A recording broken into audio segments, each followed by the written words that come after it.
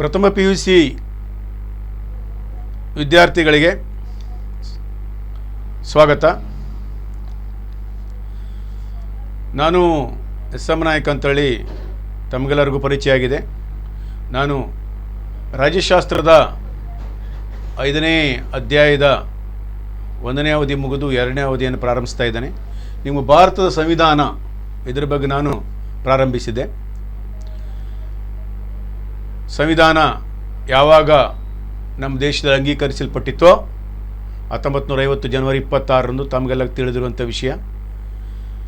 ಇದಕ್ಕೂ ಪೂರ್ವದಲ್ಲಿ ಒಂದು ವಿಷಯ ತಿಳ್ಕೊಳ್ಬೇಕಂತಂದರೆ, ಮಕ್ಕಳೇ, 1947 ಆಗಸ್ಟ್ 15ರಂದು ನಮಗೆ ಸ್ವಾತಂತ್ರ್ಯ ಸಿಕ್ಕಾಗ ನಮಗೆ ನಮ್ಮದೇ ಆದಂಥ ಸಂವಿಧಾನವನ್ನು ನಾವು ಹೊಂದಿರಲಿಲ್ಲ.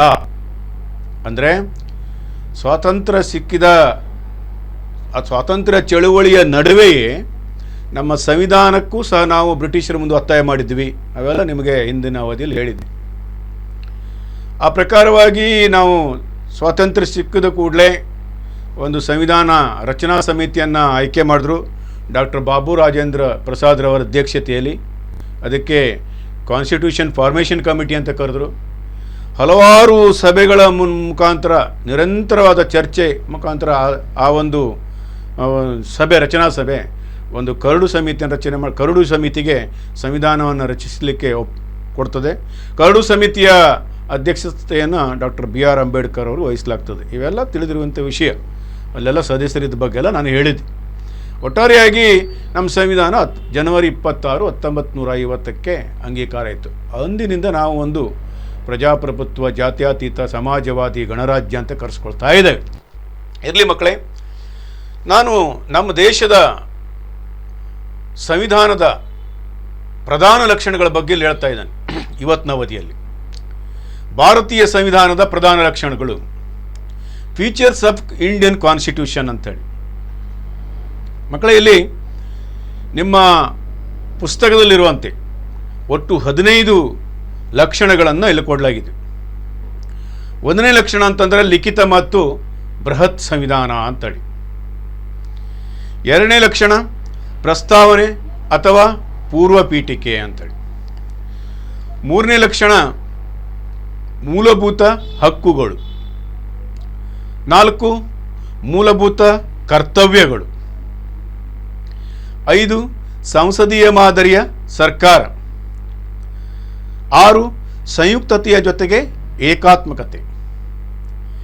7ನೇ ಲಕ್ಷಣ ರಾಜ್ಯ ನಿರ್ದೇಶಕ ತತ್ವಗಳು. 8 ಸ್ವತಂತ್ರ ನ್ಯಾಯಾಂಗ. 9ನೇ ಲಕ್ಷಣ ಏಕಪೌರತ್ವ. 10 ತುರ್ತು ಪರಿಸ್ಥಿತಿ ಅಧಿಕಾರಗಳು. 11 ಸಾರ್ವತ್ರಿಕ ವಯಸ್ಕ ಮತದಾನ ಪದ್ಧತಿ. 12ನೇದು ಪಂಚಾಯತ್ ರಾಜ್ ವ್ಯವಸ್ಥೆ. 13 ತಿದ್ದುಪಡಿ ವಿಧಾನಗಳು. 14ನೇ ಲಕ್ಷಣ ಅಖಿಲ ಭಾರತ ಸೇವೆಗಳು ಹಾಗೂ 15ನೇದು ಅಧಿಕಾರ ವಿಭಜನೆ. ಹೀಗೆ ಒಟ್ಟಾರೆಯಾಗಿ ನಿಮಗೆ ನಮ್ಮ ಪುಸ್ತಕದಲ್ಲಿ, ನಿಮ್ಮ ಟೆಕ್ಸ್ಟ್ ಬುಕ್ನಲ್ಲಿ ಭಾರತೀಯ ಸಂವಿಧಾನದ ಪ್ರಧಾನ ಲಕ್ಷಣಗಳು 15 ಲಕ್ಷಣಗಳನ್ನು ನೀಡಿದ್ದಾರೆ. ಈ 15 ಲಕ್ಷಣಗಳನ್ನು ಒಂದೊಂದಾಗಿ ನೀವು ತಿಳ್ಕೊಳ್ಳೇಬೇಕು. ವಿದ್ಯಾರ್ಥಿಗಳೇ, ಒಂದು ವಿಷಯವನ್ನು ನಾನು ನಿಮ್ಮ ಗಮನಕ್ಕೆ ತರಲಿಕ್ಕಿದ್ದೇನೆ. ಈ ದೇಶದ ಪ್ರಜೆಗಳಾದಂಥ ನಾವು ಈ ಸಂವಿಧಾನವನ್ನು ಪ್ರಸ್ತಾವನೆಯಲ್ಲಿ ಹೇಳಿದಂತೆ ನಮಗೆ ನಾವೇ ಅರ್ಪಿಸಿಕೊಂಡಿದ್ದೇವೆ ಅಂತೇಳಿ. ಈ ದೇಶದ ಪ್ರತಿಯೊಬ್ಬ ಪ್ರಜೆಗೆ ನಮ್ಮ ದೇಶದ ಸಂವಿಧಾನದ ಲಕ್ಷಣಗಳ ಬಗ್ಗೆ ಅರಿವಿರಲೇಬೇಕು. ಇದು ಬಹಳ ಮುಖ್ಯವಾದಂಥದ್ದು.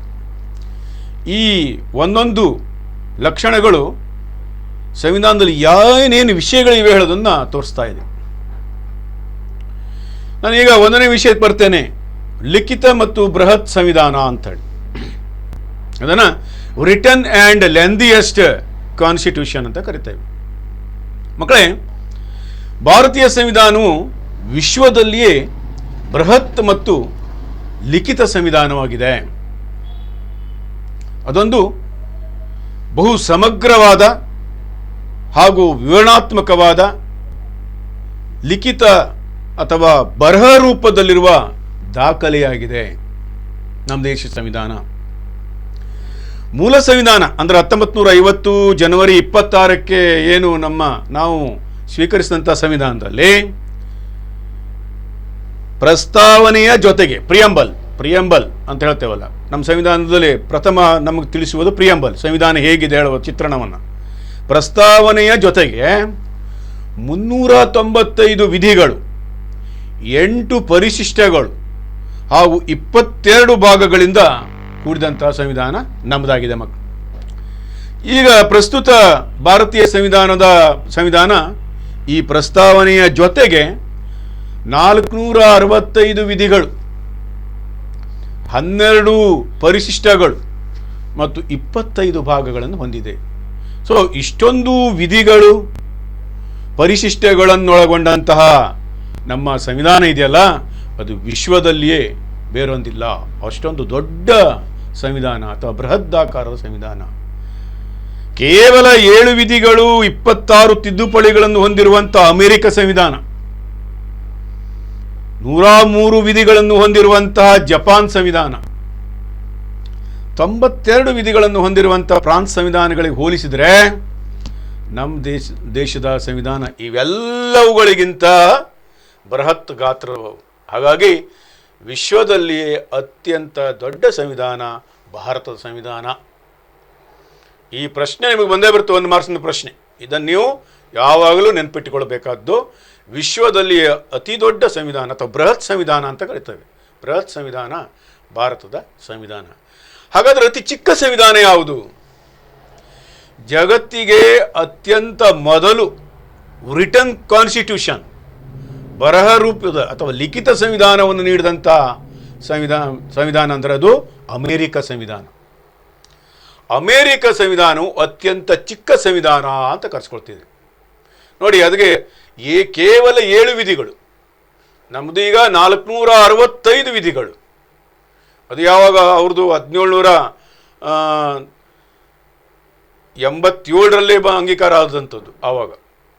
ಸೊ ಅಲ್ಲಿ 1676ರಲ್ಲಿ ಸ್ವಾತಂತ್ರ್ಯ ಆದರೂ ಸಹ ಅದ್ರ ನಂತರ ಅವರು ಅಂಗೀಕಾರ ಮಾಡ್ತಾರೆ ಫಿಲಡೆಲ್ಫಿಯಾದಲ್ಲಿ. ಅದಿರಲಿ. ಸೊ ಕೇವಲ 7 ವಿಧಿಗಳು. ನಮ್ಮದು 465 ವಿಧಿಗಳಂದರೆ ಅವ್ರದ್ದು 7 ವಿಧಿಗಳು. ಭಾಳ ಚಿಕ್ಕದಾಗಿರುವಂತಹ ಪುಸ್ತಕ, ನಮ್ಮದು ಬೃಹದಾಕಾರದ ದಪ್ಪದಾದಂಥ ಪುಸ್ತಕ ಹೀಗೆ. ಸೊ ಹಾಗಾಗಿ ಅದಕ್ಕಿಂತ ಅದು ವಿಶ್ವದಲ್ಲಿ ಅತ್ಯಂತ ಚಿಕ್ಕ ಸಂವಿಧಾನ ಯಾವುದು? ಅಮೇರಿಕ ಸಂವಿಧಾನ. ಹಾಗಾಗಿ ಮಕ್ಕಳೇ, ಭಾರತ ಸಂವಿಧಾನವು ಒಂದು ಬೃಹತ್ ಸಂವಿಧಾನವಾಗಿದೆ. ಇದನ್ನು ನೀವು ಯಾವಾಗಲೂ ತಿಳಿದುಕೊಳ್ಬೇಕು.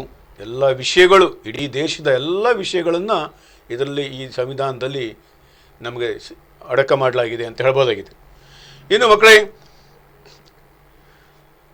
2ನೇ ಲಕ್ಷಣ ಅಂತಂದರೆ ಪ್ರಸ್ತಾವನೆ ಅಥವಾ ಪೂರ್ವಪೀಠಿಕೆ ಅಂತ ಕರಿತೀವಿ.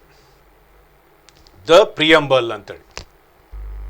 ಇಲ್ಲಿ ಚಿತ್ರದಲ್ಲಿ ಪ್ರಿಯಂಬಲ್ ಹೇಗಿದೆ ಹೇಳೋದನ್ನು ನಿಮಗೆ ತೋರಿಸಿದೆ ನಾನು. ಇಲ್ಲಿ ಭಾರತೀಯ ಸಂವಿಧಾನವು ಸುರಚಿತ ಪ್ರಸ್ತಾವನೆಯನ್ನು ಹೊಂದಿದೆ. ಇದು ನಾನು ಕಳೆದ ಅವಧಿಯಲ್ಲಿ ಹೇಳಿದೆ ನಮ್ಮ ದೇಶ ಸಂವಿಧಾನದ ಪ್ರಸ್ತಾವನೆಯ ಬಗ್ಗೆ. ಇದು ಒಂದು ಲಕ್ಷಣವೇ. ಪ್ರಸ್ತಾವನೆ ಏನು ಮಾಡ್ತದೆ ಅಂದರೆ ಸಂವಿಧಾನದ ಮೂಲ ತತ್ವಗಳು, ಅದರ ಸ್ಫೂರ್ತಿದಾಯಕ ಅಂಶಗಳನ್ನು ಪ್ರತಿಫಲಿಸುತ್ತದೆ. ಸಂವಿಧಾನದ ಗುರಿ ಮತ್ತು ಉದ್ದೇಶಗಳು ಭಾರತೀಯ ಪ್ರಜೆಗಳ ಅಭಿವ್ಯಕ್ತಿ ಮತ್ತು ಆಕಾಂಕ್ಷೆಗಳ ಪ್ರತೀಕವಾಗಿದೆ ನಮ್ಮ ದೇಶದ್ದು. ಈ ಪ್ರಸ್ತಾವನೆಯ ಪ್ರಕಾರ ಭಾರತವು ಒಂದು ಸಾರ್ವಭೌಮ, ಸಮಾಜವಾದಿ, ಜಾತ್ಯತೀತ, ಪ್ರಜಾಸತ್ತಾತ್ಮಕ ಗಣರಾಜ್ಯವಾಗಿದೆ ಅಂತ ಹೇಳ್ಬೋದಾಗಿದೆ. ಸೊ ಈ ರೀತಿಯಾಗಿ ಈ ಪ್ರಸ್ತಾವನೆಯಲ್ಲಿ ಸ್ಪಷ್ಟವಾಗಿ ವಿವರಣಾತ್ಮಕವಾಗಿ ತಿಳಿಸ್ತದೆ ನಿಮಗೆ ನಮ್ಮ ಸಂವಿಧಾನ ಹೇಗಿದೆ ಹೇಳೋದನ್ನು. ಸೊ ಅದಕ್ಕಾಗಿ ನಾನು ಪ್ರಸ್ತಾವನೆಯ ಬಗ್ಗೆ ಒಂದು ಯಾವ ರೀತಿ ಕೊಟ್ಟಿದ್ದಾರೆ ಇಲ್ಲಿ ಸಂವಿಧಾನದಲ್ಲಿ ಇದೇ ರೀತಿ ಇದೆ. ಈ ರೀತಿ ಚಿತ್ರಣದಲ್ಲಿ, ಇದು ಕನ್ನಡದಲ್ಲಿದೆ, ಟ್ರಾನ್ಸ್ಲೇಟ್ ಮಾಡಿದ್ದಾನೆ. ಈ ರೀತಿ ಚಿತ್ರದಲ್ಲಿ ಇದನ್ನು ಚಂದ ಮಾಡಿ ಅಲ್ಲಿ ಕೊಟ್ಟಿದ್ದಾರೆ ಪ್ರಸ್ತಾವನೆ ಏನಿದೆ ಅಂತ ಹೇಳೋದನ್ನು. ಅಲ್ಲಿದೆ ಭಾರತದ ಪ್ರಜೆಗಳಾದ ನಾವು ಭಾರತವನ್ನು ಒಂದು ಪರಮಾಧಿಕಾರ, ಸಮಾಜವಾದಿ, ಆಮೇಲೆ ಜಾತ್ಯತೀತ, ಪ್ರಜಾಸತ್ತಾತ್ಮಕ ಗಣರಾಜ್ಯ ಅಂತ ಕರೆಸ್ಕೊಳ್ತದೆ ಹೇಳೋದ್ರ ಬಗ್ಗೆ ಹೇಳಿದೆ. ಸಾಮಾಜಿಕ ಮತ್ತು ಆರ್ಥಿಕ ಮತ್ತು ರಾಜಕೀಯ ನ್ಯಾಯ ಇವೆಲ್ಲವನ್ನು ಈ ಪ್ರಸ್ತಾವನೆಯಲ್ಲಿ ಕಳೆದ ಪೀರಿಯಡ್ನಲ್ಲಿ ನಿಮಗೆ ಭಾಳ ವಿವರವಾಗಿ ಇದ್ರ ಬಗ್ಗೆ ಹೇಳಿದ್ದೇನೆ. ಇವೆಲ್ಲವೂ ಈ ಪ್ರಸ್ತಾವನೆಯಲ್ಲಿದೆ. ಸೊ ಹಾಗಾಗಿ ನಮ್ಮ ದೇಶದ ಸಂವಿಧಾನದ ಎರಡನೇ ಲಕ್ಷಣ ಅಂತಂದರೆ ಅದು ಪ್ರಸ್ತಾವನೆ ಅಥವಾ ಪೂರ್ವ ಪೀಠಿಕೆ, ದ ಪ್ರಿಯಂಬಲ್. ಇನ್ನು ಮೂರನೇ ಲಕ್ಷಣ, ಇದನ್ನು ಮೂಲಭೂತ ಹಕ್ಕುಗಳು, ಫಂಡಮೆಂಟಲ್ ರೈಟ್ಸ್ ಅಂತೇಳಿ. ಮಕ್ಕಳೇ, ಭಾರತ ಸಂವಿಧಾನದ ಸಂವಿಧಾನದ ಮೂರನೇ ಭಾಗದಲ್ಲಿ ಮ್ಯಾಗ್ನಾ ಕಾರ್ಟಾ ಎಂದೇ ಪರಿಗಣಿಸಲ್ಪಟ್ಟಿರುವಂತಹ ಪ್ರಶ್ನಾತೀತವಾಗಿರುವ ಹಾಗೂ ಕೆಲವೊಂದು ಸಕಾರಾತ್ಮಕ ನಿರ್ಬಂಧಗೊಳಪಟ್ಟಿರುವ 6 ಮೂಲಭೂತ ಹಕ್ಕುಗಳನ್ನು 12ನೇ ವಿಧಿಯಿಂದ 35ನೇ ವಿಧಿಯವರೆಗೆ ವಿವರಿಸಲಾಗಿದೆ. ಸೊ ಇಲ್ಲಿ ಚಿತ್ರದಲ್ಲಿ ನಿಮಗೆ ಮೂಲಭೂತ ಹಕ್ಕುಗಳ ಬಗ್ಗೆ ಒಂದೊಂದಾಗಿ ಕಾಣ್ತಾ ಇದೆ, ಯಾವ್ಯಾವುದಿದೆ ಅಂತೇಳಿ. ಅದಕ್ಕೂ ಪೂರ್ವದಲ್ಲಿ ಮಕ್ಕಳೇ, ಇಲ್ಲಿ ಈ ಹಕ್ಕುಗಳ ಬಗ್ಗೆ ನೀವು ಈಗಾಗಲೇ ಮುಂದೆ ಅದರ ಬಗ್ಗೆ ಹಕ್ಕುಗಳು ಈಗಾಗಲೇ 9ನೇ ತರಗತಿ ಎಲ್ಲ ತಿಳ್ಕೊಂಡು ಹಕ್ಕುಗಳು ಅಂದರೆ ಏನು ನೋಡಿ. ಈ ಮೂಲಭೂತ ಹಕ್ಕುಗಳನ್ನು ಜಗತ್ತಿನ ಎಲ್ಲ ಈ ಒಂದು ಡೆಮಾಕ್ರಸಿ ಕಂಟ್ರಿ ಇದ್ದಲ್ಲಿ ಮೂಲಭೂತ ಹಕ್ಕುಗಳನ್ನು ನೀಡಲಾಗಿದೆ ಜನರಿಗೆ. ಅಂದರೆ ಈ ಪ್ರಜಾಪ್ರಭುತ್ವದ ಮುಖ್ಯ ಗುಣವೇ ಅಂತಂದರೆ ಅಲ್ಲಿ ವ್ಯಕ್ತಿಗಳಿಗೆ ಸ್ವಾತಂತ್ರ್ಯ ನೀಡಿರುವುದು. ಹಾಗಾಗಿ ಮೂಲಭೂತ ಹಕ್ಕುಗಳನ್ನು ನಮ್ಮ ದೇಶದ ಸಂವಿಧಾನದ 3ನೇ ಭಾಗದಲ್ಲಿ ತೋರಿಸಲಾಗಿದೆ. ಬಹಳ ಇಂಪಾರ್ಟೆಂಟ್. 1950 ಜನವರಿ 26ರಲ್ಲಿ ಇದ್ದಂಥ ಸಂವಿಧಾನದಲ್ಲಿ 7 ಮೂಲಭೂತ ಹಕ್ಕುಗಳಿದ್ದವು. ಸೊ ಅವು ಯಾವುಗಳಂತಂದರೆ ರೈಟ್ ಟು ಈಕ್ವಾಲಿಟಿ, ಸಮಾನತೆಯ ಹಕ್ಕು; ರೈಟ್ ಟು ಫ್ರೀಡಮ್, ಸ್ವಾತಂತ್ರ್ಯದ ಹಕ್ಕು; ರೈಟ್ ಅಗೇನೆಸ್ಟ್ ಎಕ್ಸ್ಪ್ಲಾಯ್ಟೇಷನ್, ಶೋಷಣೆಯ ವಿರುದ್ಧ ಹಕ್ಕು; right to freedom and religion, ಸ್ವಾತಂತ್ರ್ಯ ಮತ್ತು ಧಾರ್ಮಿಕ ಹಕ್ಕು; ಆಮೇಲೆ ಕಲ್ಚರಲ್ ಆ್ಯಂಡ್ ಎಜುಕೇಷನಲ್, ಸಾಂಸ್ಕೃತಿಕ ಮತ್ತು ಶಿಕ್ಷಣದ ಹಕ್ಕು; ಆಮೇಲೆ ರೈಟ್ ಟು ಕಾನ್ಸ್ಟಿಟ್ಯೂಷನಲ್ ರೆಮಿಡೀಸ್, ಸಂವಿಧಾನಾತ್ಮಕ ಪರಿಹಾರಗಳ ಹಕ್ಕು. ಈ ಮಧ್ಯದಲ್ಲಿ ಆಸ್ತಿಯ ಹಕ್ಕು ಅಂತಿತ್ತು. 7 ಹಕ್ಕುಗಳಿದ್ದು ಮೂಲಭೂತ ಹಕ್ಕುಗಳ ಯಾದಿಯಲ್ಲಿ. 1976ರಲ್ಲಿ ಸಂವಿಧಾನಕ್ಕೆ ತಿದ್ದುಪಡಿ ಮಾಡಿ ಆಸ್ತಿಯ ಹಕ್ಕನ್ನು ಕಡಿಮೆ ಮಾಡಲಾಗಿದೆ. 6 ಮೂಲಭೂತ ಹಕ್ಕುಗಳು ಮಾತ್ರ ನಮ್ಮ ದೇಶದ ಪೌರರಿಗೆ ನೀಡಲಾಗಿದೆ. ಈಗ ಮೂಲ ಸಂವಿಧಾನದಲ್ಲಿ ಈ 6 ಮೂಲಭೂತ ಹಕ್ಕುಗಳು ಇವೆ ಅಂತ ಹೇಳ್ಬೋದಾಗಿದೆ. ಹಾಗಾಗಿ ನಮ್ಮ ಸಂವಿಧಾನದ ಲಕ್ಷಣಗಳಲ್ಲಿ ಮೂಲಭೂತ ಹಕ್ಕುಗಳು ಹೇಳುವಂಥದ್ದು ಒಂದು ಲಕ್ಷಣವೇ. ಅದನ್ನೇ ನಾವು ಏನು ಹೇಳ್ತೇವೆ ಅಂದರೆ, ಭಾರತೀಯ ಸಂವಿಧಾನದ 3ನೇ ಭಾಗದಲ್ಲಿರುವಂಥ ಭಾರತೀಯರ ಮ್ಯಾಗ್ನಾ ಕಾರ್ಟಾ ಅಂತಲೇ. ಮ್ಯಾಗ್ನಾ ಕಾರ್ಟಾ ಅಂತಂದರೆ ನಿಮಗೆ ಇಂಗ್ಲೆಂಡ್ನಲ್ಲಿ ಮ್ಯಾಗ್ನಾ ಕಾರ್ಟಾ ಆದಂಥದ್ದು, ಅವರಿಗೆ ಆಗಲೇ ಅಲ್ಲಿ ಬದಲಾವಣೆ ಆದಂಥದ್ದು. ಸೊ ಸಂಪೂರ್ಣವಾಗಿ ಅಲ್ಲಿ ಬದಲಾವಣೆ, ರಾಜಕೀಯವಾಗಿ ಬದಲಾವಣೆ ಆಗಲಿ 1215. ಸೊ ಅದೇ ರೀತಿಯಾಗಿ ಭಾರತೀಯರ ಮ್ಯಾಗ್ನಾ ಕಾರ್ಟಾ ಅಂತ ಕರಿತೇವೆ, ಮೂಲಭೂತ ಹಕ್ಕನ್ನು ನೀಡಿದಂಥದ್ದು, ಅಂದರೆ ಸಂವಿಧಾನದಲ್ಲಿ ನೀಡಿದಂಥದ್ದು ಅಂತೇಳಿ. ಹೀಗೆ ಮಕ್ಕಳೇ, 4ನೇ ಲಕ್ಷಣ, ಈ ಮೂಲಭೂತ ಹಕ್ಕುಗಳು ಇನ್ನೊಂದು ಹೇಳ್ಬೇಕಂತಂದರೆ, ಇದು ಮೂಲಭೂತ ಹಕ್ಕುಗಳು ಭಾರತೀಯರಿಗೆ ಕಾನೂನು ಮುಂದೆ ಸರ್ವರು ಸಮಾನರು ಎಂದು ಪರಿಗಣಿಸುವ, ತಾರತಮ್ಯ ನಿವಾರಣೆ ಮಾಡುವ, ಮಾತನಾಡುವ ಸ್ವಾತಂತ್ರ್ಯ, ಸಂಘ ಸಂಸ್ಥೆಗಳನ್ನು ಕಟ್ಟುವ ಸ್ವಾತಂತ್ರ್ಯ, ಆತ್ಮಸಾಕ್ಷಿಗನುಗುಣವಾಗಿ ಯಾವುದೇ ಧರ್ಮವನ್ನು ಅನುಸರಿಸುವ ಹಾಗೂ ಕಾನೂನು ಮಾನ್ಯ ಮಾಡಿರುವ ವೃತ್ತಿ ಮಾಡುವುದು ಮುಂತಾದವುಗಳ ಬಗ್ಗೆ ತನ್ನ ಬದ್ಧತೆಯನ್ನು ಒದಗಿಸ್ತದೆ. ಇಲ್ಲಿ ನೋಡಿ, ಒಂದು ಚಿತ್ರ ಹಾಕಿದೆ ನಿಮ್ಮಗಳೇ. ಇಲ್ಲೊಂದು ಚಿತ್ರ ಇದೆ, ರೈಟ್ಸ್ ಟು ಈಕ್ವಾಲಿಟಿ ಅಂತೇಳಿ. ಅಂದರೆ ಕಾನೂನು ಮುಂದೆ ಈಕ್ವಾಲಿಟಿ, ಎಲ್ಲರೂ ಸಮಾನರು ನಮ್ಮ ದೇಶದಲ್ಲಿ. ದೇಶವನ್ನು ಆಳುವವರಿಗೂ ಮತ್ತು ಆಳಿಸಿಕೊಳ್ಳುವುದು ಎಲ್ಲರಿಗೂ ಒಂದೇ. ಸೊ ಹಾಗಾಗಿ ಆ ಚಿತ್ರವನ್ನು ನಿಮಗಿಲ್ಲಿ ತೋರಿಸ್ತಾ ಇದ್ದೇನೆ. ಸೊ ಮೂಲಭೂತ ಹಕ್ಕುಗಳು ಇದನ್ನು ಹೇಳ್ತಿದೆ, ಎಲ್ಲ ಹಕ್ಕುಗಳು ಎಲ್ಲರಿಗೂ ಸರಿಸಮಾನವಾಗಿದೆ. 6 ಮೂಲಭೂತ ಹಕ್ಕುಗಳು ಈ ದೇಶದ ಎಲ್ಲ ಪ್ರಜೆಗಳಿಗೆ ಸಮಾನವಾಗಿ ಕೊಡಲಾಗಿದೆ. ಯಾವುದೇ ವ್ಯತ್ಯಾಸ, ಯಾವುದೇ ಜಾತಿ, ಮತ, ಧರ್ಮ, ಪಂಥ, ಸಾಮಾಜಿಕ ಸ್ಥಾನಮಾನ ಯಾವುದುಗಳ ಆಧಾರದ ಮೇಲೆ ವ್ಯತ್ಯಾಸ ಮಾಡುವಂತಿಲ್ಲ, ಎಲ್ಲರೂ ಒಂದೇ. ಸೊ ಇದನ್ನು ಇಲ್ಲಿ ಹೇಳಲಾಗಿದೆ. ಇನ್ನು ಮಕ್ಕಳೇ, 4ನೇ ಲಕ್ಷಣ ಅಂತಂದರೆ ಮೂಲಭೂತ ಕರ್ತವ್ಯಗಳು, ಫಂಡಮೆಂಟಲ್ ಡ್ಯೂಟೀಸ್ ಅಂತೇಳಿ. ಫಂಡಮೆಂಟಲ್ ರೈಟ್ಸ್ ಮತ್ತು ಫಂಡಮೆಂಟಲ್ ಡ್ಯೂಟೀಸ್ ಅಂತಂದರೆ ಒಂದೇ ನಾಣ್ಯದ 2 ಮುಖಗಳಿದ್ದಂತೆ ಅಂತ ಹೇಳ್ತದೆ. ಇಲ್ಲಿ ಸಂವಿಧಾನ ಜಾರಿಗೆ ಬಂದಾಗ ನಮ್ಮ ಮೂಲ ಸಂವಿಧಾನದಲ್ಲಿ ಮೂಲಭೂತ ಕರ್ತವ್ಯಗಳ ಪಟ್ಟಿ ಇರಲಿಲ್ಲ, ಯಾವುದೇ ಪ್ರಸ್ತಾಪ ಇಲ್ಲಿ ಇರಲಿಲ್ಲ. ಸೊ 1976ರಲ್ಲಿ ಸಂವಿಧಾನಕ್ಕೆ 42ನೇ ತಿದ್ದುಪಡಿಯ ಅನ್ವಯ ಸಂವಿಧಾನದ 6A ಭಾಗದಲ್ಲಿ 11 ಮೂಲಭೂತ ಕರ್ತವ್ಯಗಳನ್ನು ನಮೂದಿಸುವುದರ ಮೂಲಕ ಭಾರತೀಯ ಪ್ರಜೆಗಳನ್ನು ಜವಾಬ್ದಾರಿಯುತ ಪ್ರಜೆಗಳನ್ನಾಗಿಸುವಂಥ ಪ್ರಯತ್ನ ಮಾಡಲಾಗಿದೆ. ಇಲ್ಲಿ ಮಕ್ಕಳೇ, ಕರ್ತವ್ಯಗಳು ಅಂತಂದರೆ ದೇಶಕ್ಕಾಗಿ ನಾವು ಸೇವೆ ಸಲ್ಲಿಸುವುದು ಅಂತ ಹೇಳಿದ್ರೆ 11 ಕರ್ತವ್ಯಗಳ ಪಟ್ಟಿಯನ್ನು ಮುಂದಿನ ಅವಧಿಯಲ್ಲಿ ಹೇಳ್ತೇನೆ ನಿಮಗೆ. ಅಲ್ಲಿ ಮೂಲಭೂತ ಹಕ್ಕುಗಳು, ಮೂಲಭೂತ ಕರ್ತವ್ಯಗಳು ಅಂತ ಮುಂದಿನ ಪೀರಿಯಡ್ನಲ್ಲಿ ಬರ್ತದೆ. ಅದರ ಬಗ್ಗೆ ವಿವರಣಾತ್ಮಕವಾಗಿದೆ ಏನೇನು ಅಂತ ಹೇಳೋದನ್ನು. ಇಲ್ಲಿ ಒಂದು ಸೂಕ್ಷ್ಮವಾಗಿ ಹೇಳ್ತೇನೆ ಅಂತಂದರೆ, ಇದನ್ನು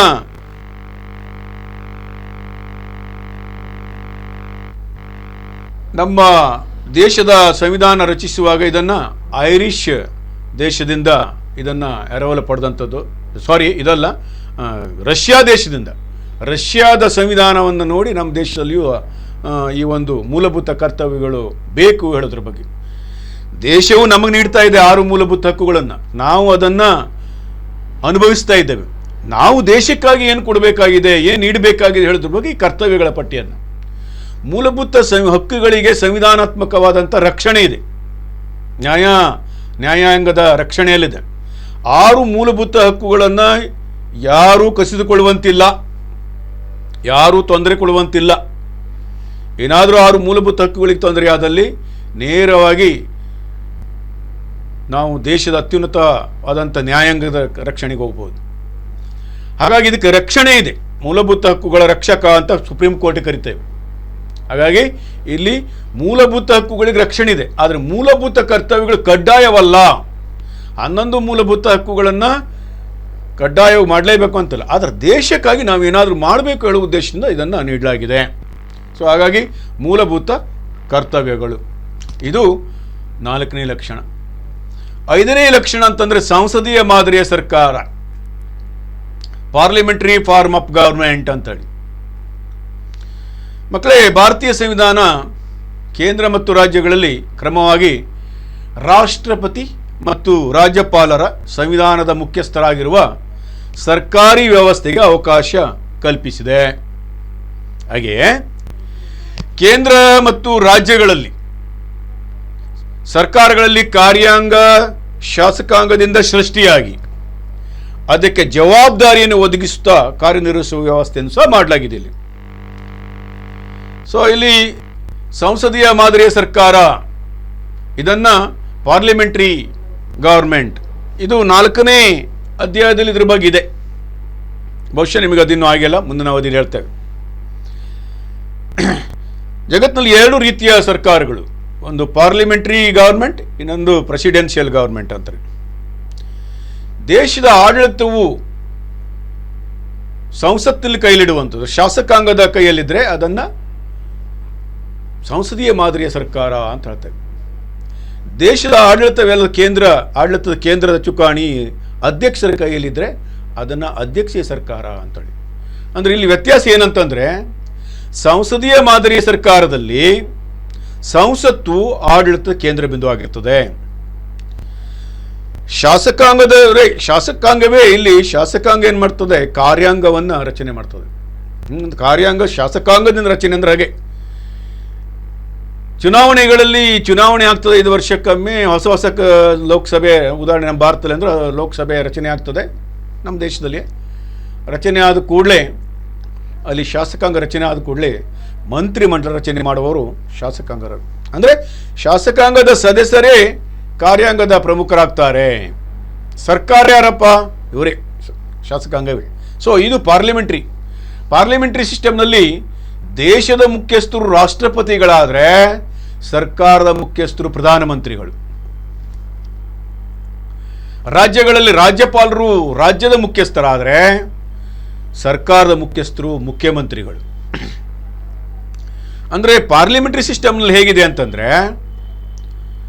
ರಾಷ್ಟ್ರಪತಿಗಳ ಹೆಸರಿನಲ್ಲಿ ಎಲ್ಲ ಸರ್ಕಾರದ ಆಡಳಿತವನ್ನು ನಡೆಸುವಂಥವರು ಪ್ರಧಾನಮಂತ್ರಿ ಮತ್ತು ಮಂತ್ರಿಮಂಡಲ, ಕ್ಯಾಬಿನೆಟ್ ಅಂತ ಇರ್ತದೆ. ಸೊ ಹಾಗಾಗಿ ಇಲ್ಲಿ ಕ್ಯಾಬಿನೆಟ್ಗೆ ಸಂಪೂರ್ಣ ಅಧಿಕಾರ, ಪ್ರಧಾನಮಂತ್ರಿ ಮತ್ತು ಮಂತ್ರಿಮಂಡಲಕ್ಕೆ ಅಧಿಕಾರ ಇಲ್ಲ. ರಾಷ್ಟ್ರಪತಿಗಳು ನಾಮ ಮಾತ್ರ ಅಧಿಕಾರ ಅವರು. ಕ್ಯಾಬಿನೆಟ್ ಮತ್ತು ಪ್ರಧಾನಮಂತ್ರಿಗಳು ಏನು ಹೇಳ್ತಾರೋ ಅದಕ್ಕೆ ಅವರು ಒಪ್ಪಿಗೆ ನೀಡಬೇಕಾಗುವಂಥದ್ದು. ಅಂತಹ ಒಂದು ವ್ಯವಸ್ಥೆ ಪಾರ್ಲಿಮೆಂಟ್ರಿ. ಇಲ್ಲಿ ಯಾವುದೇ ಕೆಲವೊಂದು ಅಧಿಕಾರ ಬಿಟ್ಟರೆ ಇವರಿಗೆ ಪವರ್ಫುಲ್ ಇರುವಂಥದ್ದು ಎಲ್ಲವೂ ಪ್ರಧಾನಮಂತ್ರಿ ಮತ್ತು ಮಂತ್ರಿಮಂಡಲಕ್ಕೆ. ಯಾವುದೋ ಪಾರ್ಲಿಮೆಂಟ್ರಿ ಗವರ್ಮೆಂಟಲ್ಲಿ. ಅಧ್ಯಕ್ಷೀಯ ಮಾದರಿಯಲ್ಲಿ ಹಾಗಲ್ಲ. ಇಂದು ನೀವು ಅಧ್ಯಕ್ಷೀಯ ಮಾದರಿಯಲ್ಲಿ ಅಂದರೆ ಅಧ್ಯಕ್ಷರು, ಆಡಳಿತ ಸಂಪೂರ್ಣ ಅಧಿಕಾರ ಇರೋದು ಅಧ್ಯಕ್ಷರು, ಅವರೇ ಅಧಿಕಾರ ಕೇಂದ್ರ ಬಿಂದು ಆಗಿರ್ತಾರೆ. ಅವರು ತಮ್ಮ ಆಡಳಿತ ಅನುಕೂಲತೆಗಳ ಹಲವಾರು ಕಾರ್ಯದರ್ಶಿಗಳು ನೇಮಕ ಮಾಡ್ಕೊಳ್ತಾರೆ. ಇದು ಅಮೇರಿಕಾದಲ್ಲಿದೆ ಈ ಸಿಸ್ಟಮ್, ಅಧ್ಯಕ್ಷೀಯ ಮಾದರಿ ಸರ್ಕಾರ. ನಮ್ಮ ದೇಶದಲ್ಲಿ ಪಾರ್ಲಿಮೆಂಟ್ರಿ ಸರ್ಕಾರ. ಇವತ್ತು ನಮ್ಮ ದೇಶದ ಸರ್ಕಾರದ ಮುಖ್ಯಸ್ಥರು ಪ್ರಧಾನಮಂತ್ರಿಗಳಾಗಿದೆ. ಪ್ರಧಾನಮಂತ್ರಿ ನರೇಂದ್ರ ಮೋದಿ ಅವರ ನಾಯಕತ್ವದಲ್ಲಿ ಇಡೀ ದೇಶ ಬಹಳ ಸುಭದ್ರವಾಗಿದೆ, ಒಳ್ಳೆ ಆಡಳಿತವನ್ನು ನೀಡ್ತಾ ಇದ್ದಾರೆ ಅಂತ ಹೇಳ್ಬೋದಾಗಿದೆ. ಇನ್ನು ಮುಂದನೇ ಲಕ್ಷಣ ಅಂತಂದರೆ 6ನೇದು ಸಂಯುಕ್ತತೆಯ ಜೊತೆಗೆ ಏಕಾತ್ಮಕತೆ. ಮಕ್ಕಳೇ, federal structure with unitary spirit ಅಂತೇಳಿ ಭಾರತೀಯ ಸಂವಿಧಾನ ಜೋಡಿ ಸರ್ಕಾರ ಅಂದರೆ 2 ಡ್ಯುಯಲ್ ಜೋಡಿ ಸರ್ಕಾರವಿರುವ ಸಂಯುಕ್ತ ಸರ್ಕಾರವನ್ನು ಸ್ಥಾಪಿಸಿ ಲಿಖಿತ ಸಂವಿಧಾನದ ಮೂಲಕ ಅಧಿಕಾರ ಹಂಚಿಕೆಯನ್ನ ಮಾಡಿದೆಯಾದರೂ ಏಕಾತ್ಮಕ ಮಾದರಿಯಲ್ಲಿ ಸರ್ಕಾರದ ಲಕ್ಷಣಗಳಾದಂತಹ ಬಲಿಷ್ಠ ಕೇಂದ್ರ ಸರ್ಕಾರ, ಏಕಪೌರತ್ವ, ಏಕ ರಾಷ್ಟ್ರಗೀತೆ, ರಾಷ್ಟ್ರಧ್ವಜ ಮತ್ತು ರಾಷ್ಟ್ರ ಲಾಂಛನಗಳನ್ನು ಹೊಂದಿರುವುದರ ಮೂಲಕ ಸಂಯುಕ್ತತೆಯ ಜೊತೆಗೆ ಏಕಾತ್ಮಕ ಲಕ್ಷಣಗಳನ್ನು ಸಹ ಹೊಂದಿದೆ ಅಂತ ಹೇಳ್ಬೋದಾಗಿದೆ. ಅಂದರೆ ಇಲ್ಲಿ ಏಕಾತ್ಮಕ ಲಕ್ಷಣ ಅಂತ ಅಂದರೆ ಯೂನಿಯನ್ ಗೌರ್ಮೆಂಟಿನ ಹೆಚ್ಚಿನ ಯೂನಿಯನ್ ಗೌರ್ಮೆಂಟಿನ ಕೇಂದ್ರ ಸರ್ಕಾರದ ಪವರ್ ಹೆಚ್ಚು ಅಂತೇಳಿ. ಸರ್ಕಾರ ಇಲ್ಲಿ ಸಂಯುಕ್ತ ಸರ್ಕಾರ ಪದ್ಧತಿ ನಮ್ಮದು, ಡ್ಯುಯಲ್ ಗೌರ್ಮೆಂಟ್ ಸಿಸ್ಟಮು. ಅಧಿಕಾರವನ್ನು ಸಂವಿಧಾನಬದ್ಧವಾಗಿ ವರ್ಗೀಕರಣ ಮಾಡಿದ್ದೇವೆ. ಕೇಂದ್ರ ಸರ್ಕಾರಕ್ಕಿಂತ ಇಷ್ಟು ಅಧಿಕಾರ, ರಾಜ್ಯ ಸರ್ಕಾರಕ್ಕಿಷ್ಟು ಅಂತ ವರ್ಗೀಕರಣ ಮಾಡಿದ್ದೇವೆ. ಅಧಿಕಾರ ವಿಭಜನೆ ಮಾಡುವಾಗ ಯಾವುದೇ ಎರಡು ಸರ್ಕಾರಗಳ ಮಧ್ಯೆ ಅಧಿಕಾರಕ್ಕಾಗಿ ಘರ್ಷಣೆ ಆಗಬಾರ್ದು ಎಂಬ ಉದ್ದೇಶದಿಂದಲೇ ಸಂವಿಧಾನಬದ್ಧವಾಗಿ ವರ್ಗೀಕರಣ ಮಾಡಲಾಗಿದೆ. ಅದಕ್ಕಾಗಿ ಕೇಂದ್ರ ಪಟ್ಟಿ, ರಾಜ್ಯ ಪಟ್ಟಿ ಎಲ್ಲ ಅಂತ ವಿಷಯಗಳಲ್ಲಿ ಇರಲಿ.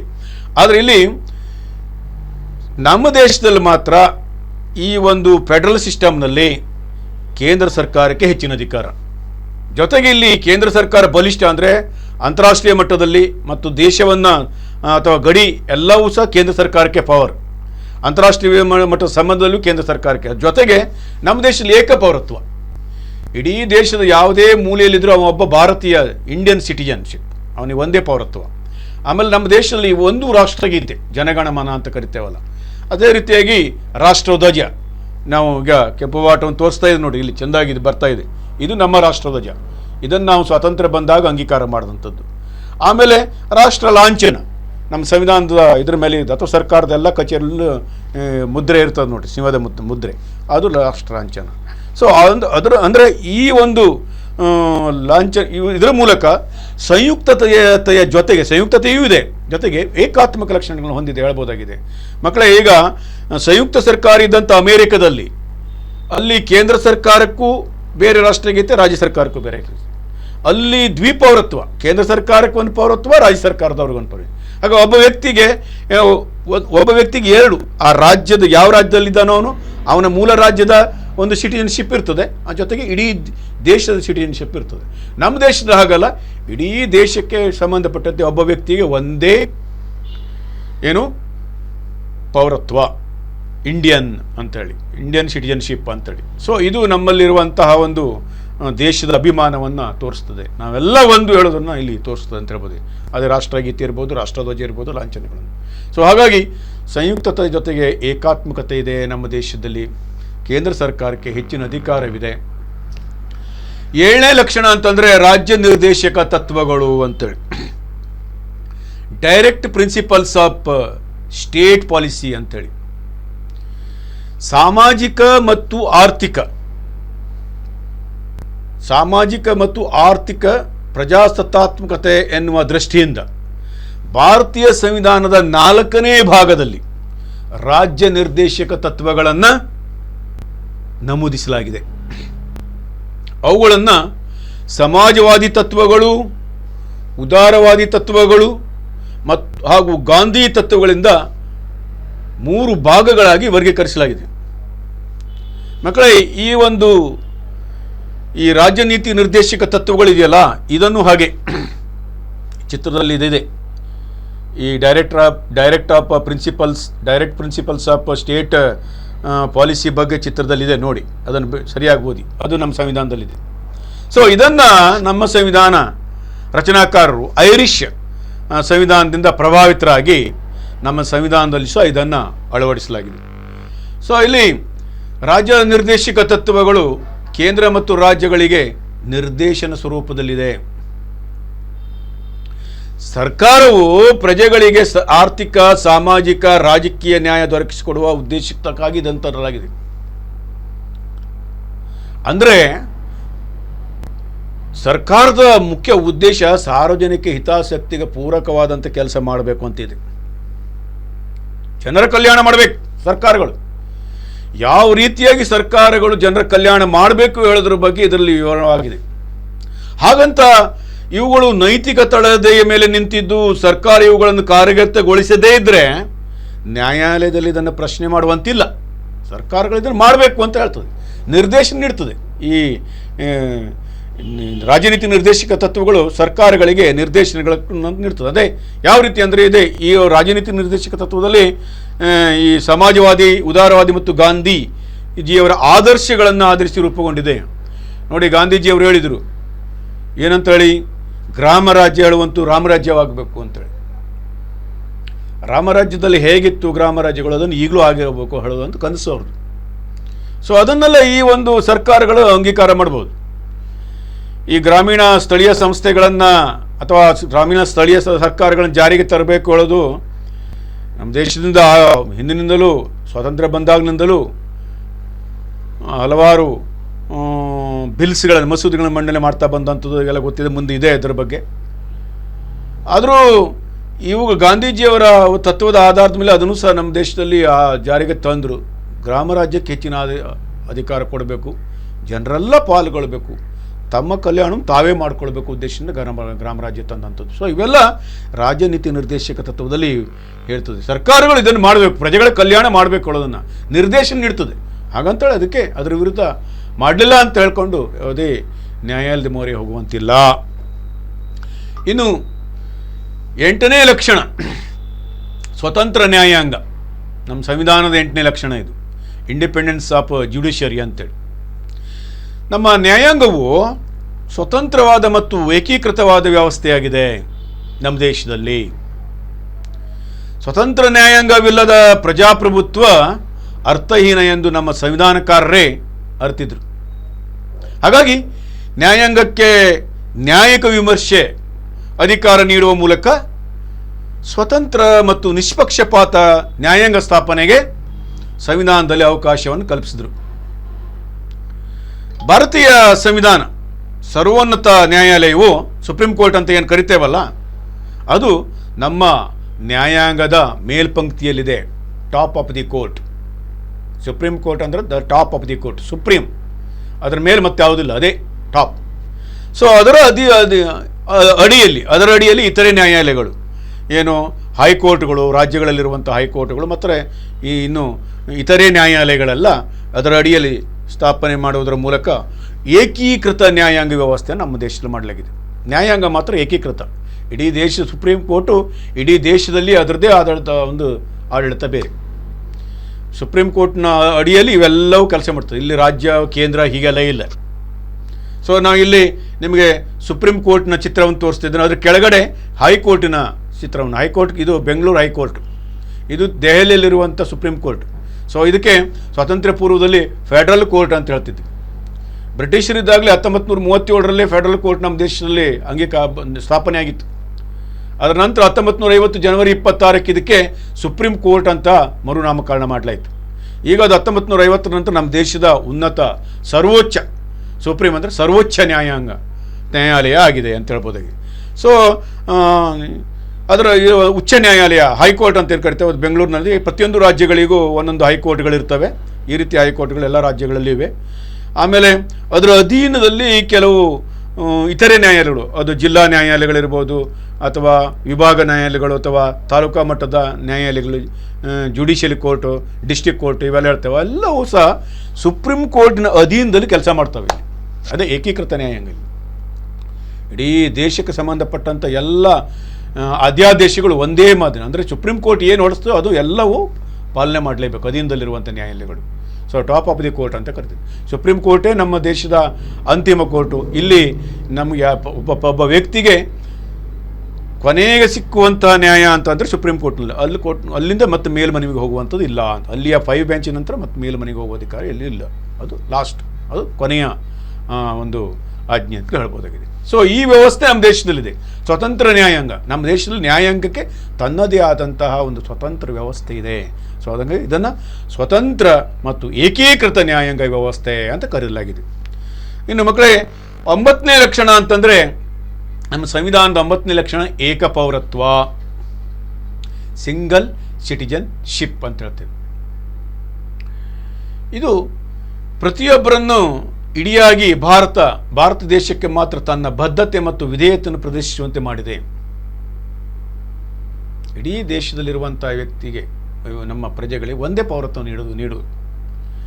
ಸಂವಿಧಾನವು ಜನತೆಯ ಸಂಕುಚಿತ ಪ್ರಾಂತೀಯ ಮನೋಭಾವನೆಯನ್ನು ನಿಯಂತ್ರಿಸಿ ರಾಷ್ಟ್ರೀಯ ಭಾವನೆಯನ್ನು ಬೆಳೆಸಲು ಏಕ ಪೌರತ್ವ ಅವಕಾಶವನ್ನು ಮಾಡಿಕೊಟ್ಟಿದೆ. ಇಂಟಿಗ್ರೇಷನ್, ರಾಷ್ಟ್ರೀಯ ಭಾವನೆ, ಸೊ ರಾಷ್ಟ್ರೀಯ ಭಾವೈಕ್ಯತೆ ಅಂತ ಹೇಳ್ತೇವಲ್ಲ. ಸೊ ಇದು ನಮ್ಮಲ್ಲಿ ಬೆಳಿಬೇಕೆಂಬ ಉದ್ದೇಶ. ನಾವೆಲ್ಲ ಒಂದು, ಕಾಶ್ಮೀರದಲ್ಲಿದ್ದವರು ಒಂದು, ಕನ್ಯಾಕುಮಾರಿ ಇದ್ದರು ಒಂದು, ಇಡೀ ದೇಶ ಜನರೆಲ್ಲರೂ ಭಾರತೀಯರಾಗಿರಬೇಕು ಎಂಬ ಉದ್ದೇಶ. ಸೊ ಹಾಗಾಗಿ ಹಾಗೆಯೇ ಪ್ರತಿಯೊಬ್ಬ ಪೌರನ್ನು ಸಮಾನವಾಗಿ ಕಾಣುವ ದೃಷ್ಟಿಯಿಂದ, ಪ್ರತಿಯೊಬ್ಬ ಪೌರನನ್ನು ಸಮಾನವಾಗಿ ಕಾಣುವ ದೃಷ್ಟಿಯಿಂದ ಹಕ್ಕುಗಳು, ಸ್ವಾತಂತ್ರ್ಯ ಮತ್ತು ರಕ್ಷಣೆ ಏಕಪ್ರಕಾರವಾಗಿ ಲಭ್ಯವಾಗುವಂತೆ ಮಾಡಲಾಗಿದೆ. ಈಕ್ವಾಲಿಟಿ, ಎಲ್ಲರನ್ನೂ ಒಂದೇ ರೀತಿ, ಭಾರತ ಪ್ರಜೆಗಳಂದರೆ ಎಲ್ಲರೂ ಒಂದೇ ಅಂತೇಳಿ.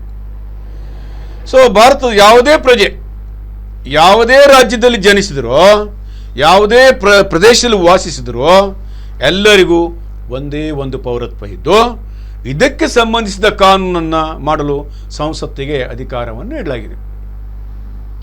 ಎಲ್ಲ ಪ್ರಜೆಗಳಿಗೆ ಸಂಬಂಧಪಟ್ಟಂಥ ಕಾನೂನು ರಚನೆ ಮಾಡುವಂಥವರು ಸಂಸತ್ತು ಕಾನೂನು ರಚನೆ ಮಾಡುವಂತಹ ಕೇಂದ್ರ ಬಿಂದು. ಹಾಗಂತ ರಾಜ್ಯಗಳಲ್ಲಿಯೂ ಇದೆ, ರಾಜ್ಯ ಶಾಸಕಾಂಗವೂ ಇದೆ. ಇಡೀ ದೇಶಕ್ಕೆ ಸಂಬಂಧಪಟ್ಟಿದ್ದರೆ ಕೇಂದ್ರ ಸರ್ಕಾರದಲ್ಲಿ ಮಾಡಲಾಗ್ತದೆ. ಆ ರಾಜ್ಯಗಳು ತಮಗೆ ತಮ್ಮ ವ್ಯಾಪ್ತಿಯಲ್ಲಿ ಬರುವಂಥ ಇಲಾಖೆಯ ಮೇಲೆ ಅವು ಏನು ಕಾನೂನನ್ನು ರಚನೆ ಮಾಡ್ತವೆ. ಹಾಗಾಗಿ ಇಲ್ಲಿ ಕೇಂದ್ರ ಸರ್ಕಾರ, ರಾಜ್ಯ ಸರ್ಕಾರ ಅಂತದೆ. ಕೇಂದ್ರ ಸರ್ಕಾರ ರಚನೆ ಮಾಡಿದಂಥ ಕಾನೂನುಗಳು ಇಡೀ ದೇಶದ ಪ್ರಜೆಗಳಿಗೆ ಸಂಬಂಧಪಟ್ಟಿರ್ತದೆ. ರಾಜ್ಯ ಸರ್ಕಾರಗಳು ಸೃಷ್ಟಿ ಮಾಡಿದಂತಹ ಕಾನೂನುಗಳು ಆ ರಾಜ್ಯಕ್ಕೆ ಮಾತ್ರ ಸೀಮಿತವಾಗಿರ್ತದೆ. ನೋಡಿ ಮಕ್ಕಳಲ್ಲಿ ಚಿತ್ರದಲ್ಲಿ ಕೊಟ್ಟಿದೆ ನಾನು, ಏಕಪೌರತ್ವ ಅಂದರೆ ಈಕ್ವಾಲಿಟಿ, ಅದು ಜಸ್ಟಿಸ್, ಒಬ್ಬ ಸಿಟಿಜನ್ಶಿಪ್ ಅಂದರೆ ಭಾರತೀಯ ಪೌರತ್ವದಲ್ಲಿ ಇಲ್ಲಿ ಈಕ್ವಾಲಿಟಿ, ಜಸ್ಟಿಸ್ ಮತ್ತು ಡೈವರ್ಸಿಟಿ ಅಂತೇಳಿ ಇವು ಮೂರು ಏನಿದೆ ಎಲ್ಲರೂ ಒಂದೇ. ಇದು ನಮ್ಮ ದೇಶದ ಏನು ಪೌರತ್ವ ಅಂದರೆ ನಮ್ಮ ದೇಶದ ಪ್ರಜೆಗಳಿಗಿದ್ದಂಥದ್ದು ಏಕಪೌರತ್ವ ಅಂತೇಳಿ. ಪ್ರತಿಯೊಬ್ಬ ಪೌರನು ಸಮಾನವಾಗಿ ಕಾಣುವ ಉದ್ದೇಶದಿಂದ ಇದನ್ನು ಮಾಡಲಾಗಿದೆ. ಎಲ್ಲರೂ ಒಂದು. ದೇಶವನ್ನು ಆಳುವಂತಹ ಅತ್ಯುನ್ನತ ಹುದ್ದೆಯಲ್ಲಿ ಕೂತಂಥ ರಾಷ್ಟ್ರಪತಿಗಳು ಅಥವಾ ದೇಶದ ಕೊನೆಯಲ್ಲಿರುವಂಥ ನಮ್ಮ ರೈತರಿರ್ಬೋದು, ರೈತರ ಮಕ್ಕಳಿರ್ಬೋದು, ಎಲ್ಲರಿಗೂ ಒಂದೇ ರೀತಿಯಾದಂಥ ಪೌರತ್ವ. ಕಾನೂನು ಮುಂದೆಯೂ ಎಲ್ಲರೂ ಒಂದೇ, ಆಲ್ ಆರ್ ಈಕ್ವಲ್ ಅಂತೇಳಿ. ಸೊ ಅದನ್ನು ನಮ್ಮ ದೇಶದ ಸಂವಿಧಾನದಲ್ಲಿ ಹೇಳಲಾಗಿದೆ. ಮಕ್ಕಳೇ, ಮುಂದಿನ ಲಕ್ಷಣ, ನಮ್ಮ ದೇಶದ ಸಂವಿಧಾನದ ಮುಂದಿನ ಲಕ್ಷಣ ಅಂತಂದರೆ ಏಕ ಪೌರತ್ವ.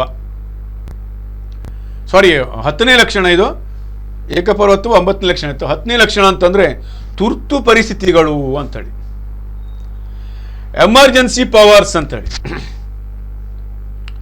ಭಾರತೀಯ ಸಂವಿಧಾನವು ಭಾರತದ ರಾಷ್ಟ್ರಪತಿಯವರು ಎದುರಾಗುವ ವಿಶೇಷ ಸನ್ನಿವೇಶಗಳನ್ನು ಪರಿಣಾಮಕಾರಿಯಾಗಿ ಎದುರಿಸಲು ಅನುಕೂಲವಾಗುವಲ್ಲಿ ಅವರಿಗೆ ತುರ್ತು ಪರಿಸ್ಥಿತಿ ಅಧಿಕಾರಗಳನ್ನು ನೀಡಲಾಗಿದೆ, ಎಮರ್ಜೆನ್ಸಿ ಪವರ್ಸ್ ಅಂತೇಳಿ. ಅವುಗಳಂದರೆ, 1ನೇದು ರಾಷ್ಟ್ರೀಯ ತುರ್ತು ಪರಿಸ್ಥಿತಿ, 2ನೇದು ರಾಷ್ಟ್ರಪತಿ ಆಳ್ವಿಕೆ, 3ನೇದು ಆರ್ಥಿಕ ತುರ್ತು ಪರಿಸ್ಥಿತಿ ಅಂತೇಳಿ.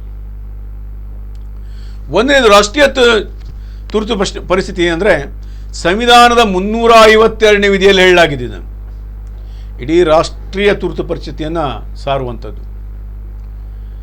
ದೇಶವು ಆಂತರಿಕವಾಗಿ ಗಂಡಾಂತರ ಎದುರಿಸುವಂಥ ಸಂದರ್ಭದಲ್ಲಿರ್ಬೋದು, ಅಥವಾ ಬಾಹ್ಯರಿಂದ ಪರಕೀಯರಿಂದ ತೊಂದರೆಗೊಳಗಾಗಿದ್ದರೆ ಅಥವಾ ಯುದ್ಧ ಇಂತಿತರ ಲಕ್ಷಣಗಳಿದ್ದರೆ ಆ ಸಂದರ್ಭದಲ್ಲಿ ರಾಷ್ಟ್ರಪತಿಗಳು ತುರ್ತು ಪರಿಷತ್ತನ್ನು ಜಾರಿಗೆ ಮಾಡ್ತಾರೆ.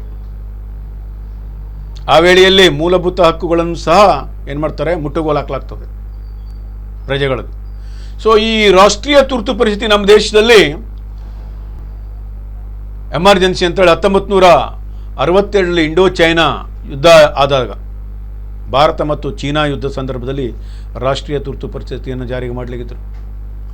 ಅದೇ ರೀತಿ ಈಗ 1965 ಭಾರತ ಪಾಕಿಸ್ತಾನ ಯುದ್ಧ ಆಗಿತ್ತು. ಆ ವೇಳೆಯಲ್ಲಿ ನಮ್ಮ ದೇಶದ ಸರ್ಕಾರದ ಮುಖ್ಯಸ್ಥರಾದಂಥವ್ರು ಲಾಲ್ ಬಹದ್ದೂರ್ ಶಾಸ್ತ್ರಿ ಅವರು. ಸೊ ಆ ಒಂದು 1965 ಸಹ ರಾಷ್ಟ್ರೀಯ ತುರ್ತು ಪರಿಸ್ಥಿತಿಯನ್ನು ಹೇರಲಾಗಿತ್ತು. ತದನಂತರ 1975 ಶ್ರೀಮತಿ ಇಂದಿರಾ ಗಾಂಧಿ ಅವರ ಆಡಳಿತದಲ್ಲಿ ಆಂತರಿಕ ಗಲಭೆ ನಿಮಿತ್ತ ಕಂಟ್ರೋಲ್ ಮಾಡುವ ಉದ್ದೇಶದಿಂದ ಆಗಲೂ ಒಮ್ಮೆ 1975 ಈ ಒಂದು ರಾಷ್ಟ್ರೀಯ ತುರ್ತು ಪರಿಸ್ಥಿತಿಯನ್ನು ಹೇರಲಾಗಿತ್ತು. ಹೀಗಾಗಿ ರಾಷ್ಟ್ರೀಯ ತುರ್ತು ಪರಿಸ್ಥಿತಿಯನ್ನು ಹೇರುವ ಅಧಿಕಾರ ರಾಷ್ಟ್ರಪತಿಗಳಿಗಿದೆ ನಮ್ಮ ದೇಶದಲ್ಲಿ. ಇದು ಸಂವಿಧಾನದಲ್ಲಿ ಸ್ಪಷ್ಟವಾಗಿದೆ. ಕೇಂದ್ರ ಮಂತ್ರಿಮಂಡಲದ ಸಲಹೆ ಮೇರೆಗೆ ಮಾಡುವಂಥದ್ದು ರಾಷ್ಟ್ರಪತಿಗಳು ಅಂತಂದರೆ. ಕೇಂದ್ರ ಸರ್ಕಾರದ ಸರ್ಕಾರದ ಮುಖ್ಯಸ್ಥರು ಮತ್ತು ಅವ್ರ ಮಂತ್ರಿಮಂಡಲ ಸೇರಿ ಈ ಒಂದು ರಾಷ್ಟ್ರಪತಿ ಆಡಳಿತಕ್ಕೆ ಆಜ್ಞೆ ಮಾಡ್ತವೆ. ಅದನ್ನು ರಾಷ್ಟ್ರಪತಿಗಳು ಜಾರಿಗೆ ಮಾಡ್ತಾರೆ. ಆಮೇಲೆ ಎರಡನೇದು ಅಂತಂದರೆ ಸಂವಿಧಾನದ 352ನೇ ವಿಧಿಯಲ್ಲಿ ರಾಷ್ಟ್ರಪತಿ ಆಡಳಿಕೆ ಅಂತೇಳಿ. ನಮ್ಮದು ಈಗಾಗಲೇ ಹೇಳ್ದಂಗೆ ಫೆಡರಲ್ ಗೌರ್ಮೆಂಟ್ ದ್ವಿಸರ್ಕಾರ ಪದ್ಧತಿ ಇದ್ದಂಥದ್ದು. ಎಲ್ಲ ರಾಜ್ಯಗಳಲ್ಲಿ ಒಂದು ಸ್ವತಂತ್ರ ಸರ್ಕಾರ ಇರ್ತದೆ. ಹಾಗಾಗಿ ಈ ಎಲ್ಲ ಸರ್ಕಾರಗಳು ಸಂವಿಧಾನಬದ್ಧವಾಗಿ ಕೆಲಸ ಮಾಡಬೇಕಾಗ್ತದೆ. ಕೇಂದ್ರ ಸರ್ಕಾರಗಳು, ರಾಜ್ಯ ಸರ್ಕಾರ. ಆದರೆ ರಾಜ್ಯ ಸರ್ಕಾರಗಳಿಗೂ ಸಂವಿಧಾನಬದ್ಧವಾದಂತಹ ಒಂದು ಅಧಿಕಾರ ವಿಭಜನೆಯಲ್ಲಿ ತೋರಿಸಲಾಗಿದೆ ಏನೇನು ಮಾಡಬೇಕು ಅದರ. ಸೊ ಸರ್ಕಾರ ಅಂತಂದ ಕೂಡಲೇ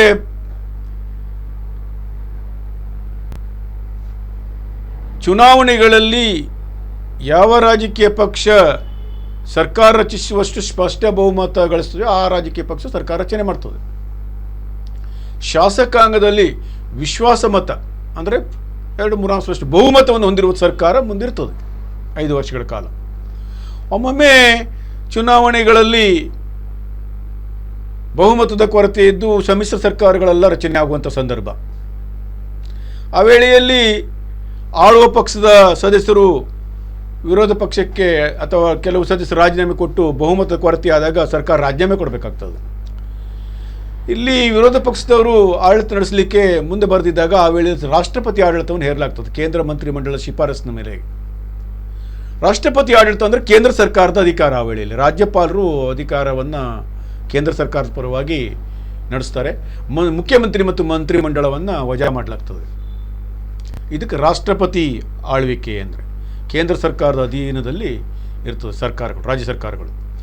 ಇದು ಎಲ್ಲ ಇಡೀ ನಮ್ಮ ದೇಶದ ಎಲ್ಲ ರಾಜ್ಯಗಳಲ್ಲಿ ಈ ಒಂದು ವ್ಯವಸ್ಥೆ ಬಂದಿತ್ತು ರಾಷ್ಟ್ರಪತಿ ಆಡಳಿತ ಅಂತೇಳಿ. ನಮ್ಮ ಕರ್ನಾಟಕದಲ್ಲಿಯೂ ಕುಮಾರಸ್ವಾಮಿ ಅವರ ಆಡಳಿತ ನಂತರ ಕುಮಾರಸ್ವಾಮಿ ಅವರು ಹಿಂದಿನ ಅವಧಿಯಲ್ಲಿ ಕುಮಾರಸ್ವಾಮಿ ಮತ್ತು ಜನತಾದಳ ಮತ್ತು BJPಯವರು ಕೂಡಿ ಸರ್ಕಾರ ಮಾಡಿದಾಗ ಆ ವೇಳೆಯಲ್ಲಿ ಸರ್ಕಾರ ವಜಾ ಆಗಿ ರಾಷ್ಟ್ರಪತಿ ಆಡಳಿತ ಮಾಡೋದು ಜಾರಿಗೆ ಬಂದಂಥ ಉದಾಹರಣೆ ಇವೆ. ನಮ್ಮದೇ ರಾಜ್ಯ ಅಷ್ಟೇ ಅಲ್ಲ, ಎಲ್ಲ ರಾಜ್ಯಗಳಲ್ಲೂ ಈ 356ನೇ ವಿಧಿಯನ್ವಯ ರಾಷ್ಟ್ರಪತಿ ಹೇರಿಕೆಯನ್ನು ಆಳ್ವಿಕೆಯನ್ನು ಮಾಡಿದಂಥ ಉದಾಹರಣೆಗಳು ಹಲವಾರು ಇವೆ. ಇನ್ನು ಮೂರನೇದು ಅಂತಂದರೆ ಆರ್ಥಿಕ ತುರ್ತು ಪರಿಸ್ಥಿತಿ. ಅಂದರೆ ಇದು ಸಂವಿಧಾನದ 360ನೇ ವಿಧಿಯಲ್ಲಿದೆ. ದೇಶದ ಆರ್ಥಿಕ ಪರಿಸ್ಥಿತಿಯನ್ನು ಸಹ ಅಂದರೆ ಇಲ್ಲಿ ಆರ್ಥಿಕ ತುರ್ತು ಪರಿಸ್ಥಿತಿ ಅಂತಂದರೆ ಆರ್ಥಿಕವಾಗಿ ದೇಶ ಕುಸಿದು ಬಿದ್ದರೆ ಆ ವೇಳೆಯಲ್ಲಿ ತುರ್ತು ಪರಿಸ್ಥಿತಿಯನ್ನು ಜಾರಿಗೆ ಮಾಡಲಾಗ್ತದೆ. ಅಂಥ ಸಂದರ್ಭದಲ್ಲಿ ಎಲ್ಲ ಆರ್ಥಿಕ ಸಂಸ್ಥೆಗಳನ್ನು, ಬ್ಯಾಂಕುಗಳನ್ನು, ಎಲ್ಲ ಆರ್ಥಿಕ ಸಂಸ್ಥೆಗಳನ್ನು ಸರ್ಕಾರ ಮುಟ್ಟುಗೋಲು ಹಾಕ್ಬಿಡ್ತದೆ. ಅವನ್ನೆಲ್ಲ ತನ್ನ ವಶಕ್ಕೆ ಪಡೆದುಕೊಳ್ತದೆ. ಸೊ ಇವೆಲ್ಲ ಪಾಶ್ಚಿಮಾತ್ಯ ರಾಷ್ಟ್ರಗಳಲ್ಲಿ ನಾವು ಕಂಡಿದ್ದೇವೆ. ಉದಾಹರಣೆಗಳು ಹಲವಾರು ಇವೆ. ಆದರೆ ನಮ್ಮ ದೇಶದಲ್ಲಿ ಸ್ವಾತಂತ್ರ್ಯ ಬಂದು ಈವರೆಗೂ ನಮ್ಮ ದೇಶದಲ್ಲಿ ಯಾವುದೇ ಆರ್ಥಿಕ ತುರ್ತು ಪರಿಸ್ಥಿತಿ ಹೇರಿದಂಥ ಉದಾಹರಣೆಗಳು ಇಲ್ಲ. ಸೊ ಹಾಗಾಗಿ ಈ 3 ರೀತಿಯ ತುರ್ತು ಪರಿಸ್ಥಿತಿಗಳನ್ನು ನಮ್ಮ ದೇಶದ ರಾಷ್ಟ್ರಪತಿಗಳಿಗೆ ನೀಡಲಾಗಿದೆ. ರಾಷ್ಟ್ರಪತಿಗಳು ಜಾರಿಗೆ ಮಾಡೋರು ಅಂತೇಳಿ ಕೇಂದ್ರ ಸಚಿವ ಸಂಪುಟದ ಸಲಹೆ ಮೇರೆಗೆ ಇರ್ತದೆ. ಇಲ್ಲಿ ಸರ್ಕಾರ ಕೇಂದ್ರದಲ್ಲಿ ಯಾರಿರ್ತಾರೋ ಅವರೇ ಮಾಡುವಂಥದ್ದು. ಒಟ್ಟಾರೆಯಾಗಿ ನಾವಿಲ್ಲಿ ರಾಷ್ಟ್ರಪತಿ ಅಧಿಕಾರ ಅಂತ ಹೇಳ್ತೇವೆ. ತುರ್ತು ಪರಿಸ್ಥಿತಿಗಳು, ಎಮರ್ಜೆನ್ಸಿ ಪವರ್ಸ್ ರಾಷ್ಟ್ರಪತಿಗಳು. ಪ್ರಸ್ತುತ ನಮ್ಮ ದೇಶದ ರಾಷ್ಟ್ರಪತಿಗಳು ಯಾರಿದ್ದಾರಪ್ಪ ಮಕ್ಕಳೇ? ಈಗ ನಿಮಗೆಲ್ಲ ಗೊತ್ತಿರೋ ಹಾಗೆ ಈಗ ನಮ್ಮ ದೇಶದ ಪ್ರಸ್ತುತ ರಾಷ್ಟ್ರಪತಿಗಳು ಅಂದರೆ ರಾಮನಾಥ ಕೋವಿಂದ ಅಂತೇಳಿ, ಅವ್ರ ಫೋಟೋವನ್ನು ಇಲ್ಲಿ ತೋರಿಸ್ತಾ ಇದ್ದಾನೆ ನೋಡಿ. ಸೊ ಹಾಗಾಗಿ ರಾಮನಾಥ ಕೋವಿಂದ ಅವರು ಈ ಪ್ರಸ್ತುತ ಏನು ರಾಷ್ಟ್ರಪತಿಗಳಾಗಿ ಕಾರ್ಯನಿರ್ವಹಿಸ್ತಾ ಇದ್ದಾರೆ. ಇನ್ನು ಮುಂದಿನ ಲಕ್ಷಣ ಅಂತಂದರೆ 11ನೇದು ಸಾರ್ವತ್ರಿಕ ವಯಸ್ಕ ಮತದಾನ ಪದ್ಧತಿ ಅಂತೇಳಿ, ಯೂನಿವರ್ಸಲ್ ಅಡಲ್ಟ್ ಸಫ್ರೇಜ್ ಅಂತೇಳಿ. ಮಕ್ಕಳೇ, ಭಾರತೀಯ ಸಂವಿಧಾನವು ಸಾರ್ವತ್ರಿಕ ವಯಸ್ಕ ಮತದಾನ ಪದ್ಧತಿ ಅಳವಡಿಕೆಗೆ ಅವಕಾಶ ಕಲ್ಪಿಸಿದೆ. ಅಂದರೆ ಆ ಪ್ರಕಾರ 18 ವರ್ಷ ವಯೋಮಿತಿ ದಾಟಿದ ಭಾರತದ ಪ್ರತಿಯೊಬ್ಬ ಪ್ರಜೆಯು ಜಾತಿ, ಮತ, ಲಿಂಗ, ಪಂಥ, ಧರ್ಮ, ಹುಟ್ಟಿದ ಸ್ಥಳ ಮುಂತಾದವುಗಳ ಮೇಲೆ ಯಾವುದೇ ತಾರತಮ್ಯಕ್ಕೆ ಒಳಗಾಗದೆ ಪ್ರತಿನಿಧಿಗಳ ಆಯ್ಕೆಯಲ್ಲಿ ಮತ ಚಲಾಯಿಸುವ ಹಕ್ಕನ್ನು ಪಡೆದಿದ್ದಾರೆ. ಇದು ನಮ್ಮ ಸಂವಿಧಾನದ ಲಕ್ಷಣಗಳಲ್ಲಿ ಇದೆ, ಸಾರ್ವತ್ರಿಕ ವಯಸ್ಕ ಮತದಾನ ಪದ್ಧತಿ ಅಂತೇಳಿ. ಮಕ್ಕಳೇ, ನಮ್ಮ ದೇಶದಲ್ಲಿ ಈ ಚುನಾವಣೆ ಹೇಳುವಂಥದ್ದು ಬಹಳ ನಿಷ್ಪಕ್ಷಪಾತವಾಗಿ ಕೆಲಸ ಮಾಡುವಂತಹ ಚುನಾವಣೆ ಸಂಸ್ಥೆ ನಮ್ಮ ದೇಶದಲ್ಲಿದೆ. ಚುನಾವಣಾ ಆಯೋಗ ಅಂತೇಳಿ, ಎಲೆಕ್ಷನ್ ಕಮಿಷನ್ ಇನ್ ಇಂಡಿಯಾ ಅಂತೇಳಿ. ಈ ಕೇಂದ್ರ ಚುನಾವಣಾ ಆಯೋಗ ಏನು ಮಾಡ್ತಂತಂದರೆ ದೇಶದ ರಾಷ್ಟ್ರಪತಿಗಳ, ಉಪರಾಷ್ಟ್ರಪತಿಗಳ, ರಾಷ್ಟ್ರಪತಿ ಚುನಾವಣೆ, ಉಪರಾಷ್ಟ್ರಪತಿ ಚುನಾವಣೆ, ರಾಜ್ಯಸಭೆ, ಲೋಕಸಭೆ, ವಿಧಾನಸಭೆ, ವಿಧಾನ ಪರಿಷತ್ತು ಇವೆಲ್ಲ ಚುನಾವಣೆಗಳನ್ನು ಕಾಲಕ್ಕೆ ನಡೆಸ್ತಾ ಇರ್ತವೆ. ಕೇಂದ್ರದ ಸಂಸತ್ತಿಗೆ ಪ್ರತಿ 5 ವರ್ಷಕ್ಕೊಮ್ಮೆ ಲೋಕಸಭೆಗೆ ಚುನಾವಣೆ ನಡೀತದೆ. ಅದರ ಸಂಪೂರ್ಣ ಜವಾಬ್ದಾರಿ ಕೇಂದ್ರ ಚುನಾವಣಾ ಆಯೋಗದ್ದು. ಚುನಾವಣೆ ದಿನಾಂಕವನ್ನು ಪ್ರಕಟಿಸುವಂಥದ್ದು, ಅಲ್ಲಿ ಅಭ್ಯರ್ಥಿಗಳಿಗೆ ನಾಮಪತ್ರ ಸಲ್ಲಿಸುವ ಅವಧಿ ನೀಡುವಂಥದ್ದು, ಜೊತೆಗೆ ರಾಜಕೀಯ ಪಕ್ಷಗಳ ಚಿಹ್ನೆ ನೀಡುವಂಥದ್ದು, ಇವೆಲ್ಲ ಕೆಲಸ ಚುನಾವಣಾ ಆಯೋಗದ್ದು. ಚುನಾವಣೆ ಜಾರಿಗೆ ಆದ ಕೂಡಲೇ ಕೋಡ್ ಆಫ್ ಕಂಡಕ್ಟ್ ಅಂತೇಳಿ ನೀತಿ ಸಂಹಿತೆ ಅಂತ ಜಾರಿಗೆ ಮಾಡ್ತಾರೆ. ಆ ಚುನಾವಣಾ ಫಲಿತಾಂಶ ಪ್ರಕಟಣೆ ಆಗೋ ತನಕ ಸಂಪೂರ್ಣ ದೇಶದ ಕಂಟ್ರೋಲ್ ಅವರಿಗಿರ್ತದೆ, ಯಾವುದು ಲೋಕಸಭಾ ಚುನಾವಣೆಯಲ್ಲಿ. ಅದೇ ರೀತಿ ರಾಜ್ಯ ವಿಧಾನಸಭೆ ಚುನಾವಣೆಯಲ್ಲೂ ಸಹ ರಾಜ್ಯದ ಶಾಸಕಾಂಗ ಪ್ರತಿ 5 ವರ್ಷಕ್ಕೊಮ್ಮೆ ಚುನಾವಣೆ ನಡೀತದೆ. ಅಲ್ಲಿಯೂ ಹಾಗೆ ಕೇಂದ್ರ ಚುನಾವಣಾ ಆಯೋಗವೇ ರೀತಿಯಾಗಿ ಚುನಾವಣೆ ನಡೆಸ್ತಾರೆ. ಸೊ ಹಾಗಾಗಿ ಈ ಚುನಾವಣೆಗಳಲ್ಲಿ ದೇಶದ 18 ವರ್ಷ ಮೇಲ್ಪಟ್ಟಂತಹ 18 ವರ್ಷ ವಯೋಮಿತಿ ದಾಟಿದಂಥ ಪ್ರತಿಯೊಬ್ಬ ಪ್ರಜೆಯು ಈ ಚುನಾವಣೆಯಲ್ಲಿ ಪಾಲ್ಗೊಂಡು ಗುಪ್ತ ಮತದಾನ ಪದ್ಧತಿಯ ಮುಖಾಂತರ ಮತ ಚಲಾಯಿಸ್ತಾನೆ. ತನಗೆ ಯಾರು ಬೇಕೋ ಅವರನ್ನು ಆಯ್ಕೆ ಮಾಡೋ ಅಧಿಕಾರ ಅವನಿಗಿರ್ತದೆ. ಹಾಗಾಗಿ ಇಲ್ಲಿ ಈ ಪ್ರತಿನಿಧಿಗಳ ಆಯ್ಕೆಯಲ್ಲಿ, ಅದು ಯಾವುದೇ ರಾಜಕೀಯ ಪಕ್ಷದ ಪ್ರತಿನಿಧಿಗಳಿರ್ಬೋದು, ಆ ವ್ಯಕ್ತಿಯ ಆಯ್ಕೆಯಲ್ಲಿ 18 ವರ್ಷ ಮೇಲ್ಪಟ್ಟಂಥ ಪ್ರತಿಯೊಬ್ಬ ಪ್ರಜೆ ಮತ ಚಲಾಯಿಸುವ ಮೂಲಕ ಇಲ್ಲಿ ಆಯ್ಕೆ ಮಾಡ್ತಾರೆ. ಸೊ ಇದನ್ನು ಸಾರ್ವತ್ರಿಕ ವಯಸ್ಕ ಮತದಾನ ಪದ್ಧತಿ. ಮಕ್ಕಳೇ, 1950 ಜನವರಿ 26ಕ್ಕೆ ಅಂಗೀಕಾರವಾದಂತಹ ಮೂಲ ಸಂವಿಧಾನದಲ್ಲಿ ಈ ದೇಶದ ಪೌರರಿಗೆ 18 ವರ್ಷ ಅಲ್ಲ 21 ವರ್ಷ ಮೇಲ್ಪಟ್ಟಂಥ ಪ್ರಜೆಗಳಿಗೆ ಮಾತ್ರ ಮತದಾನಾಧಿಕಾರ ಇತ್ತು. 1986ರಲ್ಲಿ ಅಂದಿನ ಪ್ರಧಾನಮಂತ್ರಿ ಆದಂತಹ ರಾಜೀವ್ ಗಾಂಧಿಯವರು ಯುವಕರಿಗೆ ಹೆಚ್ಚಿನ ಅವಕಾಶ ಕೊಡಬೇಕೆಂಬ ಉದ್ದೇಶದಿಂದ ಅದನ್ನು 18 ವರ್ಷಕ್ಕೆ ಇಳಿಸಿದ್ದಾರೆ. ಹಾಗಾಗಿ 18 ವರ್ಷ ಮೇಲ್ಪಟ್ಟಂಥ ಎಲ್ಲ ಯುವತಿಯರು ಎಲ್ಲರಿಗೂ ಮತದಾನಾಧಿಕಾರ ನಮ್ಮ ದೇಶದಲ್ಲಿದೆ ಈಗ. ಸೊ ಹಾಗಾಗಿ ಇವರೆಲ್ಲರೂ ಚುನಾವಣೆಯಲ್ಲಿ ಪಾಲ್ಗೊಳ್ಳುತ್ತಾರೆ. ನಮ್ಮಲ್ಲಿ ನೋಡಿ, ಇಲ್ಲಿ ನಾನು ಮತಗಟ್ಟೆ ಅಲ್ಲಿ ಯಾವ ರೀತಿಯಾದಂತಹ ಮತದಾನ ನಡೀತದೆ ಹೇಳೋದನ್ನು ನಿಮಗೆ ತೋರಿಸ್ತೇನೆ. ಸೊ ಹಾಗಾಗಿ ಅಲ್ಲಿ ಮತದಾರರು ಹೋದಾಗ ಅಧಿಕಾರಿ ಇರ್ತಾರೆ ಪೋಲಿಂಗ್ ಸ್ಟೇಷನ್ನಲ್ಲಿ, ಅವರು ಎಲ್ಲ ವ್ಯವಸ್ಥೆಯನ್ನು ಮಾಡಿಕೊಳ್ತಾರೆ. ಹಾಗಾಗಿ ಅಲ್ಲಿ ಬಹಳ ಪ್ರಾಮಾಣಿಕವಾಗಿ ನಿಷ್ಪಕ್ಷಪಾತವಾಗಿ ಚುನಾವಣೆಗಳು ನಡೀತವೆ. ಪ್ರತಿಯೊಬ್ಬ ಮತದಾರ ಗುಪ್ತ ಮತದಾನ ಮೂಲಕ, ಈಗೆಲ್ಲ EVM ಬಂದಿದೆ, ಮೊದಲು ಹಾಗೆ ಮ್ಯಾನ್ಯುವಲ್ ಅಲ್ಲ, ಎಲೆಕ್ಟ್ರಾನಿಕ್ ವೋಟಿಂಗ್ ಮಷಿನ್ ಅಂತೇಳಿ ನಿಮಗೆಲ್ಲ ಗೊತ್ತಿದೆ. ನೀವೆಲ್ಲ ಈಗ 16-17 ವರ್ಷದೊಳಗಿದ್ರಿ, ಮುಂದಿನ ಒಂದು 18 ವರ್ಷ ಮೇಲ್ಪಟ್ಟ ನಿಮಗೂ ಸಹ ಈ ವೋಟಿಂಗ್ ಪವರ್ ಬರ್ತದೆ. ಇದನ್ನು ಹೇಗೆ, ಯಾವ ರೀತಿಯಾಗಿ ಈ ಅಧಿಕಾರ, ಈ ವೋಟಿಂಗ್ ಪವರನ್ನು ಪಡೆದುಕೊಳ್ಳೋದು, ಏನು ಎದುರುಕೊಳ್ಳುವಂಥದ್ದಿಲ್ಲ. ಈಗೆಲ್ಲ BLO ಅಂತೇಳಿ ಬ್ಲಾಕ್ ಲೆವೆಲ್ ಆಫೀಸರ್ ಅಂತ ಮಾಡ್ತಾರೆ. ಅಲ್ಲೆಲ್ಲ ಒಂದು ಶಾಲೆಗಳಲ್ಲಿರ್ತಾರೆ ಶಿಕ್ಷಕರೇ. ನೀವು ಅವರನ್ನು ಕಂಡಾಗ ಅವರು ಅದಕ್ಕೆ ಸಂಬಂಧಪಟ್ಟ ಫಾರ್ಮೆಟ್ಸ್ಗಳನ್ನು ಕೊಡ್ತಾರೆ. ಫಾರ್ಮ್ ನಂಬರು 6, 7, 8 ಹೀಗೆಲ್ಲ ಇರ್ತದೆ. ವರ್ಗಾವಣೆಯಾಗಿ ಬಂದವರಿಗೆ, ಹೊಸದಾಗಿ ಸೇರ್ಪಡೆ ಆಗೋರಿಗೆ ಹೀಗೆಲ್ಲ ಇರ್ತದೆ. ಆ ಫಾರ್ಮೆಟ್ಗಳನ್ನು ತುಂಬಿಕೊಟ್ಟು ಅಲ್ಲಿ ಫೋಟೋ ಕೊಟ್ಟರೆ ಅದನ್ನು ಅವರು ತಾಲೂಕಿನ ತಹಸೀಲ್ದಾರ್ ಕಚೇರಿಗೆ ಸಲ್ಲಿಸಿ ನಿಮಗೆ 1 ತಿಂಗಳು 2 ತಿಂಗಳಲ್ಲಿ ಕಾರ್ಡನ್ನು ಕೊಡ್ತಾರೆ. ಸೊ ಇದು ವ್ಯವಸ್ಥೆ. ಹಾಗಾಗಿ ಆ ವೋಟರ್ ID ಕಾರ್ಡನ್ನು ಹೊಂದ ಮೇಲೆ ಆತ ಈ ದೇಶದ ಏನು ಮತದಾರ ಅಂತ ಗುರುತಿಸ್ಕೊಳ್ತಾನೆ. ಪ್ರತಿಯೊಂದು ಇಲೆಕ್ಷನ್ಗೂ ಆತ ವೋಟರ್ ID ತಗೊಂಡು ಮತದಾನ ಮಾಡಲಿಕ್ಕೆ ಹೋಗಬೇಕಾಗ್ತದೆ. ಸೊ ಇದೊಂದು ಈ ರೀತಿ ಪದ್ಧತಿಗಳು ನಮ್ಮ ದೇಶದಲ್ಲಿ ಇವೆ. ಸೊ ಹಾಗಾಗಿ 11ನೇ ಲಕ್ಷಣ ಅಂತಂದರೆ ಸಾರ್ವತ್ರಿಕ ವಯಸ್ಕ ಮತದಾನ ಪದ್ಧತಿ. ಇನ್ನು ಮಕ್ಕಳೇ, ಮುಂದಿನ ಲಕ್ಷಣ ಅಂತಂದರೆ 12ನೇದು ಪಂಚಾಯತ್ ರಾಜ್ ವ್ಯವಸ್ಥೆ ಅಂತೇಳಿ. ಪಂಚಾಯತ್ ರಾಜ್ ಸಿಸ್ಟಮ್ ಅಂತೇಳಿ ನಮ್ಮ ದೇಶದ ಸಂವಿಧಾನದಲ್ಲಿ ಪಂಚಾಯತ್ ರಾಜ್ ವ್ಯವಸ್ಥೆಯು ಒಂದು ಲಕ್ಷಣಗಳಲ್ಲಿ ಬರ್ತಾ ಇದೆ. ಇದು ಹಾಗೆ 1950 ಜನವರಿ 26ರಲ್ಲಿ ನಮ್ಮ ದೇಶ ಸಂವಿಧಾನ ಅಂಗೀಕಾರ ಆದಾಗ ಪಂಚಾಯತ್ ರಾಜ್ ವ್ಯವಸ್ಥೆಯನ್ನು ಲಕ್ಷಣಗಳು ಸೇರಿಸಿರಲಿಲ್ಲ. ಆದರೆ 1993ರ ಸಂವಿಧಾನ ತಿದ್ದುಪಡಿ ವಿಧೇಯಕದ ಮೂಲಕ ಸಂವಿಧಾನಕ್ಕೆ 73ನೇ ಮತ್ತು 74ನೇ ತಿದ್ದುಪಡಿ ಅನ್ವಯ ಭಾರತದಲ್ಲಿ 3 ಹಂತದ ಸ್ಥಳೀಯ ಸರ್ಕಾರಿ ವ್ಯವಸ್ಥೆಗೆ ಅವಕಾಶ ಕಲ್ಪಿಸಲಾಗಿದೆ. 73ನೇ ತಿದ್ದುಪಡಿಯ ಪ್ರಕಾರ ಗ್ರಾಮೀಣ ಪ್ರದೇಶದ ಸ್ಥಳೀಯ ಸರ್ಕಾರಿ ವ್ಯವಸ್ಥೆಗೆ ಸಂಬಂಧಪಟ್ಟಂಥದ್ದು 3 ಸ್ಟೆಪ್ಸ್ ಆಫ್ ಪಂಚಾಯತ್ ಸಿಸ್ಟಮ್ ಅಂತ ಒಂದು ಕರೆದ್ರು. ಅದಕ್ಕೆ ಗ್ರಾಮ ಪಂಚಾಯತ, ತಾಲೂಕಾ ಪಂಚಾಯತ, ಜಿಲ್ಲಾ ಪಂಚಾಯತ್ ಅಂತೇಳಿ. 74ನೇ ತಿದ್ದುಪಡಿಯಲ್ಲಿ ನಗರ ಪ್ರದೇಶದ ಸರ್ಕಾರಿ ವ್ಯವಸ್ಥೆಗೆ ಸಂಬಂಧಿಸಿದಂಥದ್ದು ಪುರಸಭೆ ಅಥವಾ ಪಟ್ಟಣ ಪಂಚಾಯತ್ ಪುರಸಭೆಗಳು ಒಂದು ಗ್ರೂಪಿಗೆ ಬರುವಂಥದ್ದು, ನಗರಸಭೆ, ಮಹಾನಗರ ಪಾಲಿಕೆ ಈ ರೀತಿಯಾಗಿ ವರ್ಗೀಕರಣ ಮಾಡಿಲ್ಲ.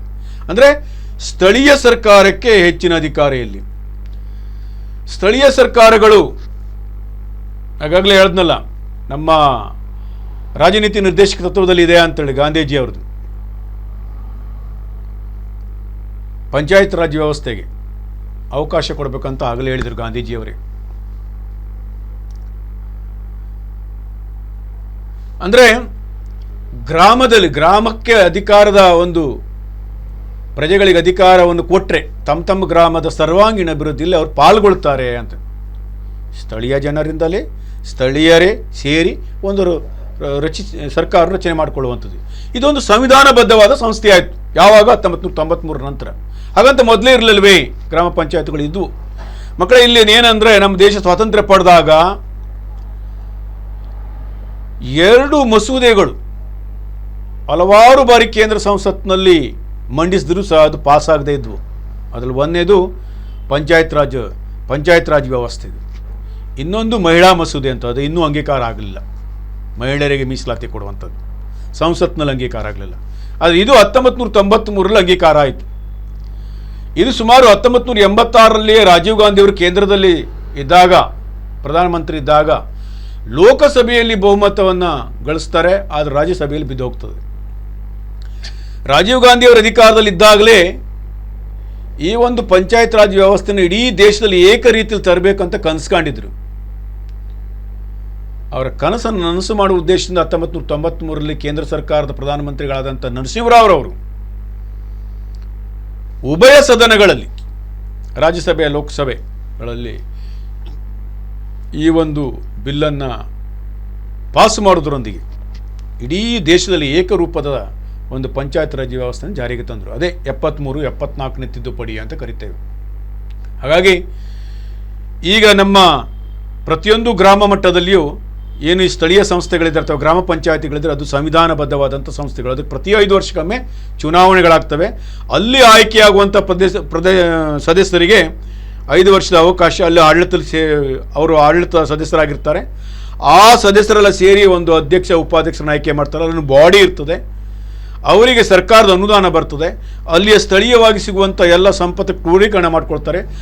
ತಮ್ಮ ಗ್ರಾಮಗಳಿಗೆ ಯಾವ ರೀತಿ ಅಭಿವೃದ್ಧಿ ಆಗಬೇಕು ಅನ್ನೋದನ್ನು ಆ ಒಂದು ಸಮಿತಿಯ ತೀರ್ಮಾನ ಕೈಗೊಳ್ಳುತ್ತದೆ. ದೇಶದ ಮೂಲ ಘಟಕವಾದಂಥ ಗ್ರಾಮಗಳು ಅಭಿವೃದ್ಧಿ ಆದರೆ ದೇಶವು ಅಭಿವೃದ್ಧಿ ಆಗಬಹುದು ಎಂಬ ಉದ್ದೇಶ.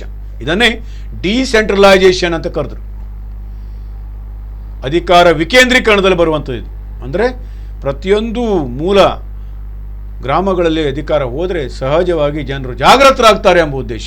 ಸೊ ಆ ಉದ್ದೇಶದಿಂದ ಪಂಚಾಯತ್ ರಾಜ್ ವ್ಯವಸ್ಥೆಯನ್ನು ಸಹ ಜಾರಿಗೆ ತರಲಾಯಿತು. ಸೊ 1993. ಸೊ ಇದನ್ನು ಅದರ ನಂತರ 1993 ನಂತರ ಅದನ್ನು ನಮ್ಮ ಸಂವಿಧಾನದಲ್ಲಿಯೂ ಸೇರ್ಪಡೆ ಮಾಡಿದ್ರು. ಸೊ ಇದು ಸಹ ನಮ್ಮ ಸಂವಿಧಾನದ ಲಕ್ಷಣಗಳಲ್ಲಿ ಬರ್ತದೆ. ಇನ್ನು 13ನೇ ಲಕ್ಷಣಗಳು ತಿದ್ದುಪಡಿ ವಿಧಾನಗಳು, ಮೆಥಡ್ಸ್ ಆಫ್ ಅಮೆಂಡ್ಮೆಂಟ್ಸ್. ಮಕ್ಕಳೇ, ಭಾರತೀಯ ಸಂವಿಧಾನವು ಸರಳ ಹಾಗೂ ಕಠಿಣತೆಯಿಂದ ಕೂಡಿದ ತಿದ್ದುಪಡಿ ವಿಧಾನಗಳ ಎರಡಕ್ಕೂ ತನ್ನ 368ನೇ ವಿಧಿಯಲ್ಲಿ ಅವಕಾಶವನ್ನು ಕಲ್ಪಿಸಲಾಗಿದೆ. ಆ ಪ್ರಕಾರ ಭಾರತೀಯ ಸಂವಿಧಾನವನ್ನು 3 ವಿಧಾನಗಳಲ್ಲಿ ತಿದ್ದುಪಡಿ ಮಾಡಲು ಅವಕಾಶ ಇದೆ. ಒಂದೇನಂತಂದರೆ ಪಾರ್ಲಿಮೆಂಟಿನ ಉಭಯ ಸದನಗಳ ಸರಳ ಬಹುಮತದೊಂದಿಗೆ ತಿದ್ದುಪಡಿ ಮಾಡಬಹುದು.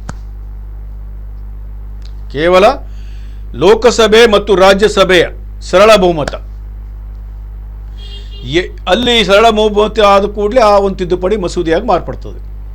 ಲೋಕಸಭೆ ಪಾಸ್ ಆದ ಕೂಡಲೇ ರಾಜ್ಯಸಭೆ ಕಳಿಸ್ಕೊಡ್ತದೆ, ರಾಜ್ಯಸಭೆ ಒಪ್ಪಿಗೆ ಪಡೆದ ಕೂಡಲೇ ಅದು ಕಾನೂನಾಗಿ ಮಾರ್ಪಡುವಂಥದ್ದು, ಮಸೂದೆಯಾಗಿ ಮಾರ್ಪಡುವಂಥದ್ದು. ಅಂದರೆ ಇಲ್ಲಿ ತಿದ್ದುಪಡಿಗೆ ಸಂಬಂಧಪಟ್ಟದ್ದು ಯಾವ ವಿಷಯಕ್ಕೆ ತಿದ್ದುಪಡಿ ಹಾಗೆ. ಎರಡನೇದೇ ಪದ್ಧತಿ ಹೇಗಿದೆ ಅಂದರೆ ಪಾರ್ಲಿಮೆಂಟಿನ ಉಭಯ ಸದನಗಳಲ್ಲಿ, ಅಂದರೆ ಲೋಕಸಭೆ ಮತ್ತು ರಾಜ್ಯಸಭೆಗಳಲ್ಲಿ 2/3 ಬಹುಮತದೊಂದಿಗೆ ತಿದ್ದುಪಡಿ ಮಾಡುವಂಥದ್ದು. ಲೋಕಸಭೆಯಲ್ಲಿಯೂ 2/3 ಸದಸ್ಯರು ಒಪ್ಪಿಗೆ ನೀಡಬೇಕು ಆ ಮಸೂದೆ ಮೇಲೆ, ರಾಜ್ಯಸಭೆಯಲ್ಲೂ 2/3 ಒಪ್ಪಿಗೆ ನೀಡಬೇಕು. ಅಂದರೆ ಮಾತ್ರ ಆ ತಿದ್ದುಪಡಿಯನ್ನು ಮಾಡಬಹುದು. ಇನ್ನು ಮೂರನೇದಾಗಿ ಪಾರ್ಲಿಮೆಂಟಿನ ಉಭಯ ಸದನಗಳ, ಅಂದರೆ ಕೇಂದ್ರದ ಪಾರ್ಲಿಮೆಂಟನ್ನು ಲೋಕಸಭೆ ಮತ್ತು ರಾಜ್ಯಸಭೆ ಆ 2 ಸದನಗಳ 2/3 ಬಹುಮತ ಪಡೆಯುವುದರ ಜೊತೆಗೆ ಭಾರತದ ಒಕ್ಕೂಟದಲ್ಲಿರುವಂಥ ಅರ್ಧದಷ್ಟು, ಅಂದರೆ 1/2 ರಾಜ್ಯಗಳು ಶಾಸಕಾಂಗಗಳಲ್ಲಿ ಒಪ್ಪಿಗೆ ಪಡೆಯೋದರ ಮೂಲಕ ತಿದ್ದುಪಡಿ ಮಾಡ್ಬೋದು.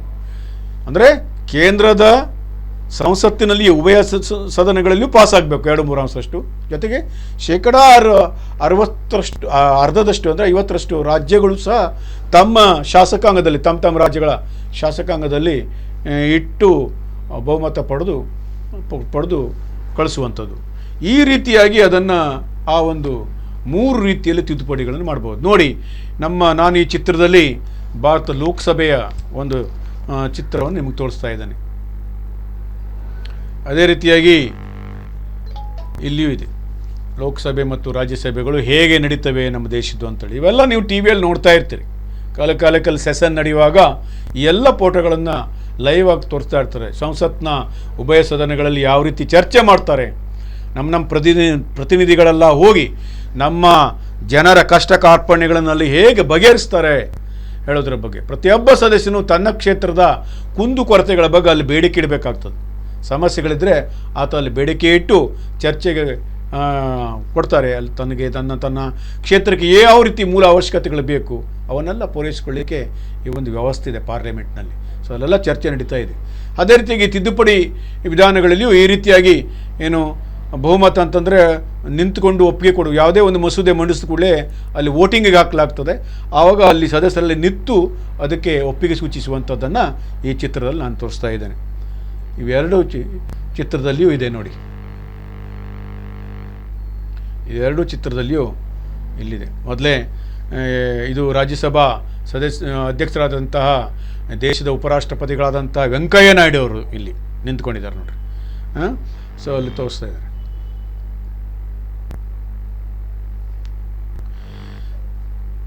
ಮುಂದಿನ ಲಕ್ಷಣ 14ನೇ ಲಕ್ಷಣ ಅಂತಂದ್ರೆ ಅಖಿಲ ಭಾರತ ಸೇವೆಗಳು, ಆಲ್ ಇಂಡಿಯಾ ಸರ್ವಿಸಸ್ ಅಂತೇಳಿ. ಇದು ನಮ್ಮ ಸಂವಿಧಾನದ ಲಕ್ಷಣಗಳಲ್ಲಿ ಒಂದು.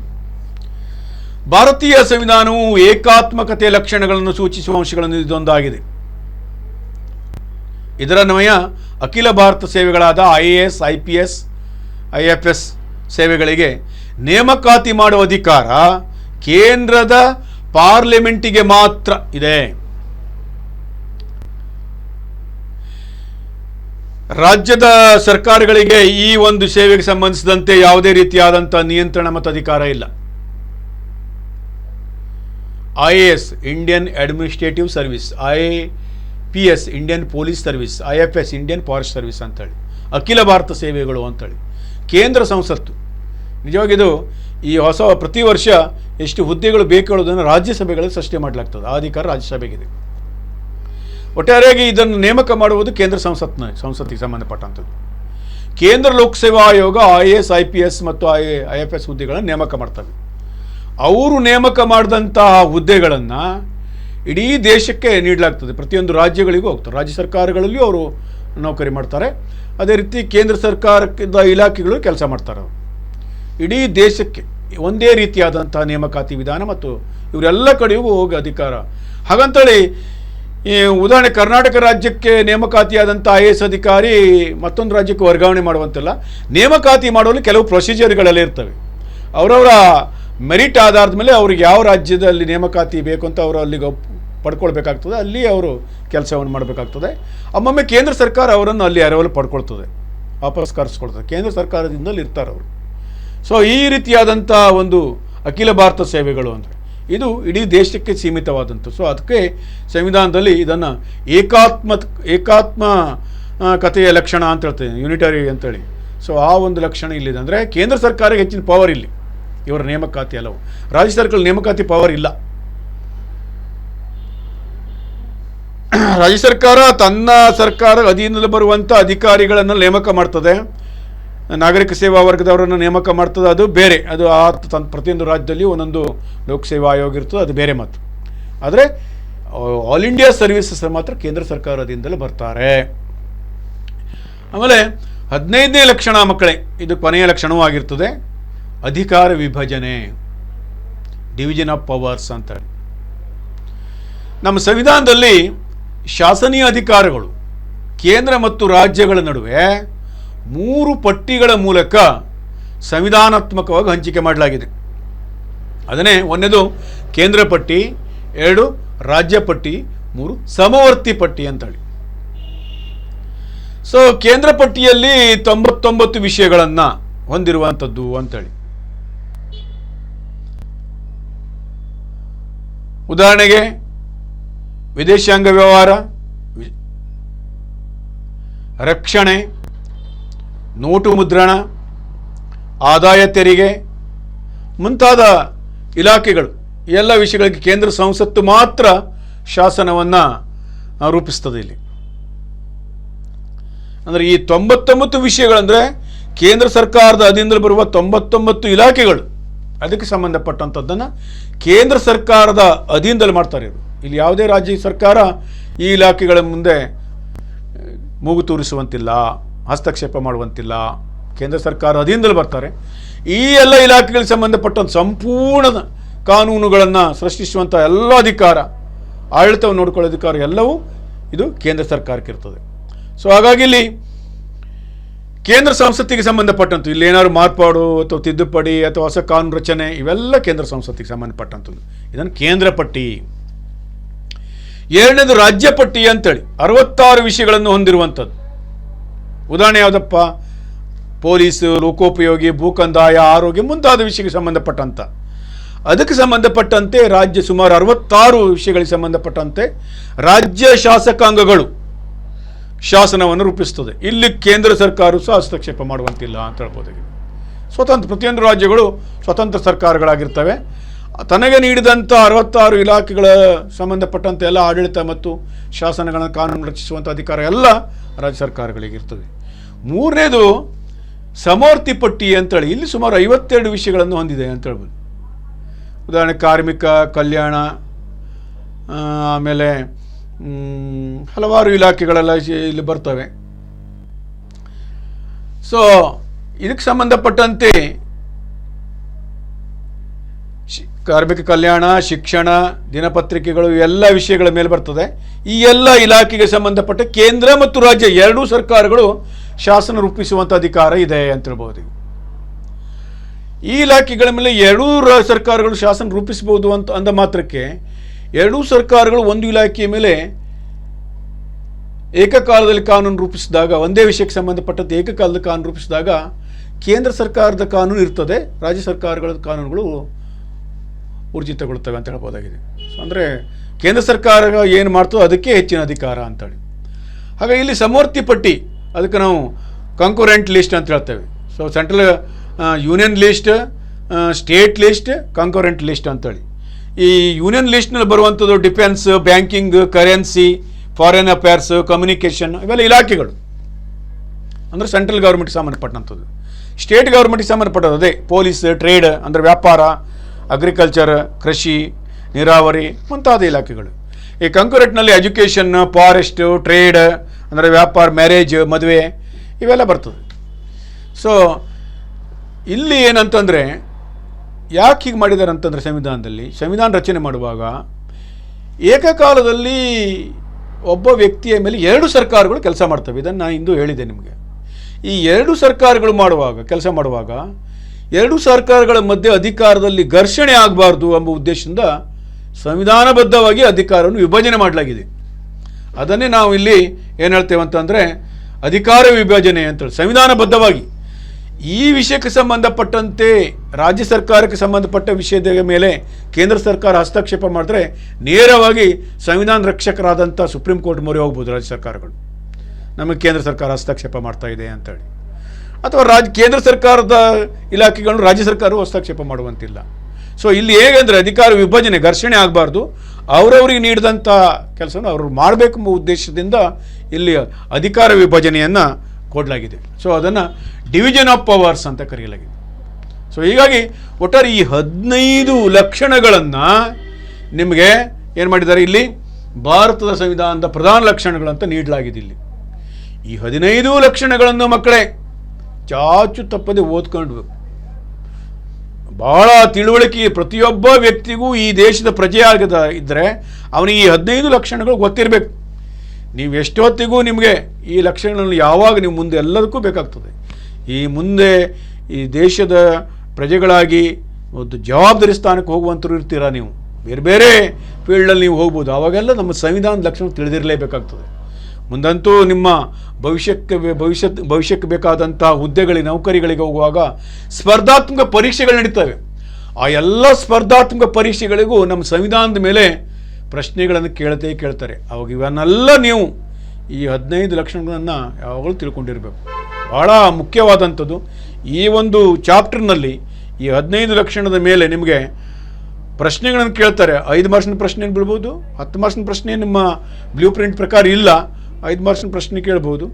ಅಥವಾ ನೀವು ಇದನ್ನು ಕೇಳಿದ್ರೂ ಸಹ ಇದನ್ನು ಪರ್ಫೆಕ್ಟ್ ಮಾಡಿ ಇಟ್ಕೊಳ್ಳೇಬೇಕು. ಯಾಕಂದರೆ ದೇಶದ ಸಂವಿಧಾನದ ಲಕ್ಷಣ ಜ್ಞಾನಕ್ಕಾಗಿ ಆದರೂ ಇದನ್ನು ತಿಳ್ಕೊಳ್ಳೇಬೇಕಾದಂಥದ್ದು, ಬಹಳ ಮುಖ್ಯವಾದಂಥದ್ದು. ಮಕ್ಕಳೇ, ಇದನ್ನೆಲ್ಲರೂ ಚಂದ ಮಾಡಿ, ನಾನೇನು ಈ ಸ್ಲೈಡ್ಸ್ನಲ್ಲಿ ಬಿಟ್ಟಿದ್ದಾನೆ ಅದನ್ನು ನೀಟಾಗಿ ಬರ್ಕೊಳ್ಳಿ. ಆಮೇಲೆ ಅದನ್ನು ಅದರ ಮೇಲೆ ಒಂದೊಂದು ಲಕ್ಷಣದ ಮೇಲೆ ಪ್ರಶ್ನೆಗಳು ಬೀಳುವಂಥ ಸಾಧ್ಯತೆಗಳಿರ್ತವೆ. ಪ್ರತಿಯೊಂದು ಲಕ್ಷಣದ ಮೇಲೆಯೂ 2 ಅಥವಾ 1 ಮಾರ್ಕ್ಸ್ನ ಪ್ರಶ್ನೆಗಳು ಎಲ್ಲದರ ಮೇಲೆಯೂ ಇದೆ. ಕೇಂದ್ರ ಪಟ್ಟಿಯಲ್ಲಿರುವ ವಿಷಯಗಳು ಎಷ್ಟೋ ಅಂತ ಕೇಳ್ಬೋದು, 99. ರಾಜ್ಯ ಪಟ್ಟಿಯಲ್ಲಿರುವ ವಿಷಯಗಳು ಎಷ್ಟು, ಅಥವಾ ಸಮವರ್ತಿ ಪಟ್ಟಿಯಲ್ಲಿರುವ ವಿಷಯಗಳು ಎಷ್ಟು, ಈ ರೀತಿ ಪ್ರಶ್ನೆಗಳನ್ನೆಲ್ಲ ನಿಮಗೆ IAS ಅಥವಾ IPS IFS ಅನ್ನು ವಿಸ್ತರಿಸಿರಿ, ಈ ಪ್ರಶ್ನೆಗಳು. ಆಮೇಲೆ ಹಲವಾರು ಪ್ರಶ್ನೆಗಳನ್ನೆಲ್ಲ ಕೇಳ್ತಾರೆ ನಿಮಗೆ ಪಾರ್ಲಿಮೆಂಟ್ನ ಬಗ್ಗೆ, ತಿದ್ದುಪಡಿ ವಿಧಾನಗಳ ಬಗ್ಗೆ. ಆಮೇಲೆ ಈ ಒಂದು ಪಂಚಾಯತ್ ರಾಜ್ ವ್ಯವಸ್ಥೆ ಬಗ್ಗೆ, ಸಂವಿಧಾನದ 73, 74ನೇ ತಿದ್ದುಪಡಿಯ ಮೇಲೆ, ಅದರ ಮೇಲೆ ನಿಮ್ಮ ಪ್ರಶ್ನೆಗಳು ಬರ್ತದೆ ಈ ಚಾಪ್ಟರ್ ಮೇಲೆ. ಸೊ ಹಾಗಾಗಿ ಸಾರ್ವತ್ರಿಕ ವಯಸ್ಕ ಮತದಾನ, ಈ ದೇಶದ ಪ್ರಜೆಗಳಿಗೆ ಮತಾಧಿಕಾರ ನೀಡಿದಂಥ ವಯಸ್ಸೆಷ್ಟು, ಇವನ್ನೆಲ್ಲ ಪ್ರಶ್ನೆಗಳೆಲ್ಲ ಕೇಳ್ತಾವೆ ನಿಮಗೆ. ಹಾಗಾಗಿ ಎಲ್ಲ ಪಾಯಿಂಟ್ಸ್ನಲ್ಲಿಯೂ ನಿಮಗೆ ಇಂಪಾರ್ಟೆಂಟ್ ಪ್ರಶ್ನೆಗಳಿವೆ ನೋಡಿ. ತುರ್ತು ಪರಿಸ್ಥಿತಿಗಳು 3 ರೀತಿಯದ್ದು: 352, 356, 360. 352 ರಾಷ್ಟ್ರೀಯ ತುರ್ತು ಪರಿಸ್ಥಿತಿ, 356 ರಾಷ್ಟ್ರಪತಿ ಆಳ್ವಿಕೆ, 360 ಆರ್ಥಿಕ ತುರ್ತು ಪರಿಸ್ಥಿತಿ. ಇವನ್ನೆಲ್ಲ ನೀವು ತಿಳ್ಕೊಳ್ಬೇಕು. ಹಾಗಾಗಿ ಬಹಳ ಮುಖ್ಯವಾದಂತಹ ಚಾಪ್ಟರ್ ಇದು. ಸೊ ಇದನ್ನು ನೀವು ಎಲ್ಲರೂ ಚಂದ ಮಾಡಿ ನಿಮ್ಮ ನೋಟ್ಬುಕ್ನಲ್ಲಿ ಬರ್ಕೊಂಡು, ಅದನ್ನು ನೀಟಾಗಿ ಬರ್ಕೊಂಡು ಆಮೇಲೆ ಅದನ್ನು ಓದ್ಕೊಳ್ಳುವಂಥದ್ದು. ಮುಂದಿನ ಪೀರಿಯಡ್ನಲ್ಲಿ ನಾನು ಮೂಲಭೂತ ಹಕ್ಕುಗಳು, ಕರ್ತವ್ಯಗಳು ಮತ್ತು RT ಬಗ್ಗೆ ಎಲ್ಲ ನಾನು ಮುಂದಿನ ಅವಧಿಯಲ್ಲಿ ಸುವಿಸ್ತಾರವಾಗಿ ಕಲಿಸ್ತೇನೆ. ಧನ್ಯವಾದಗಳು ಮಕ್ಕಳೇ.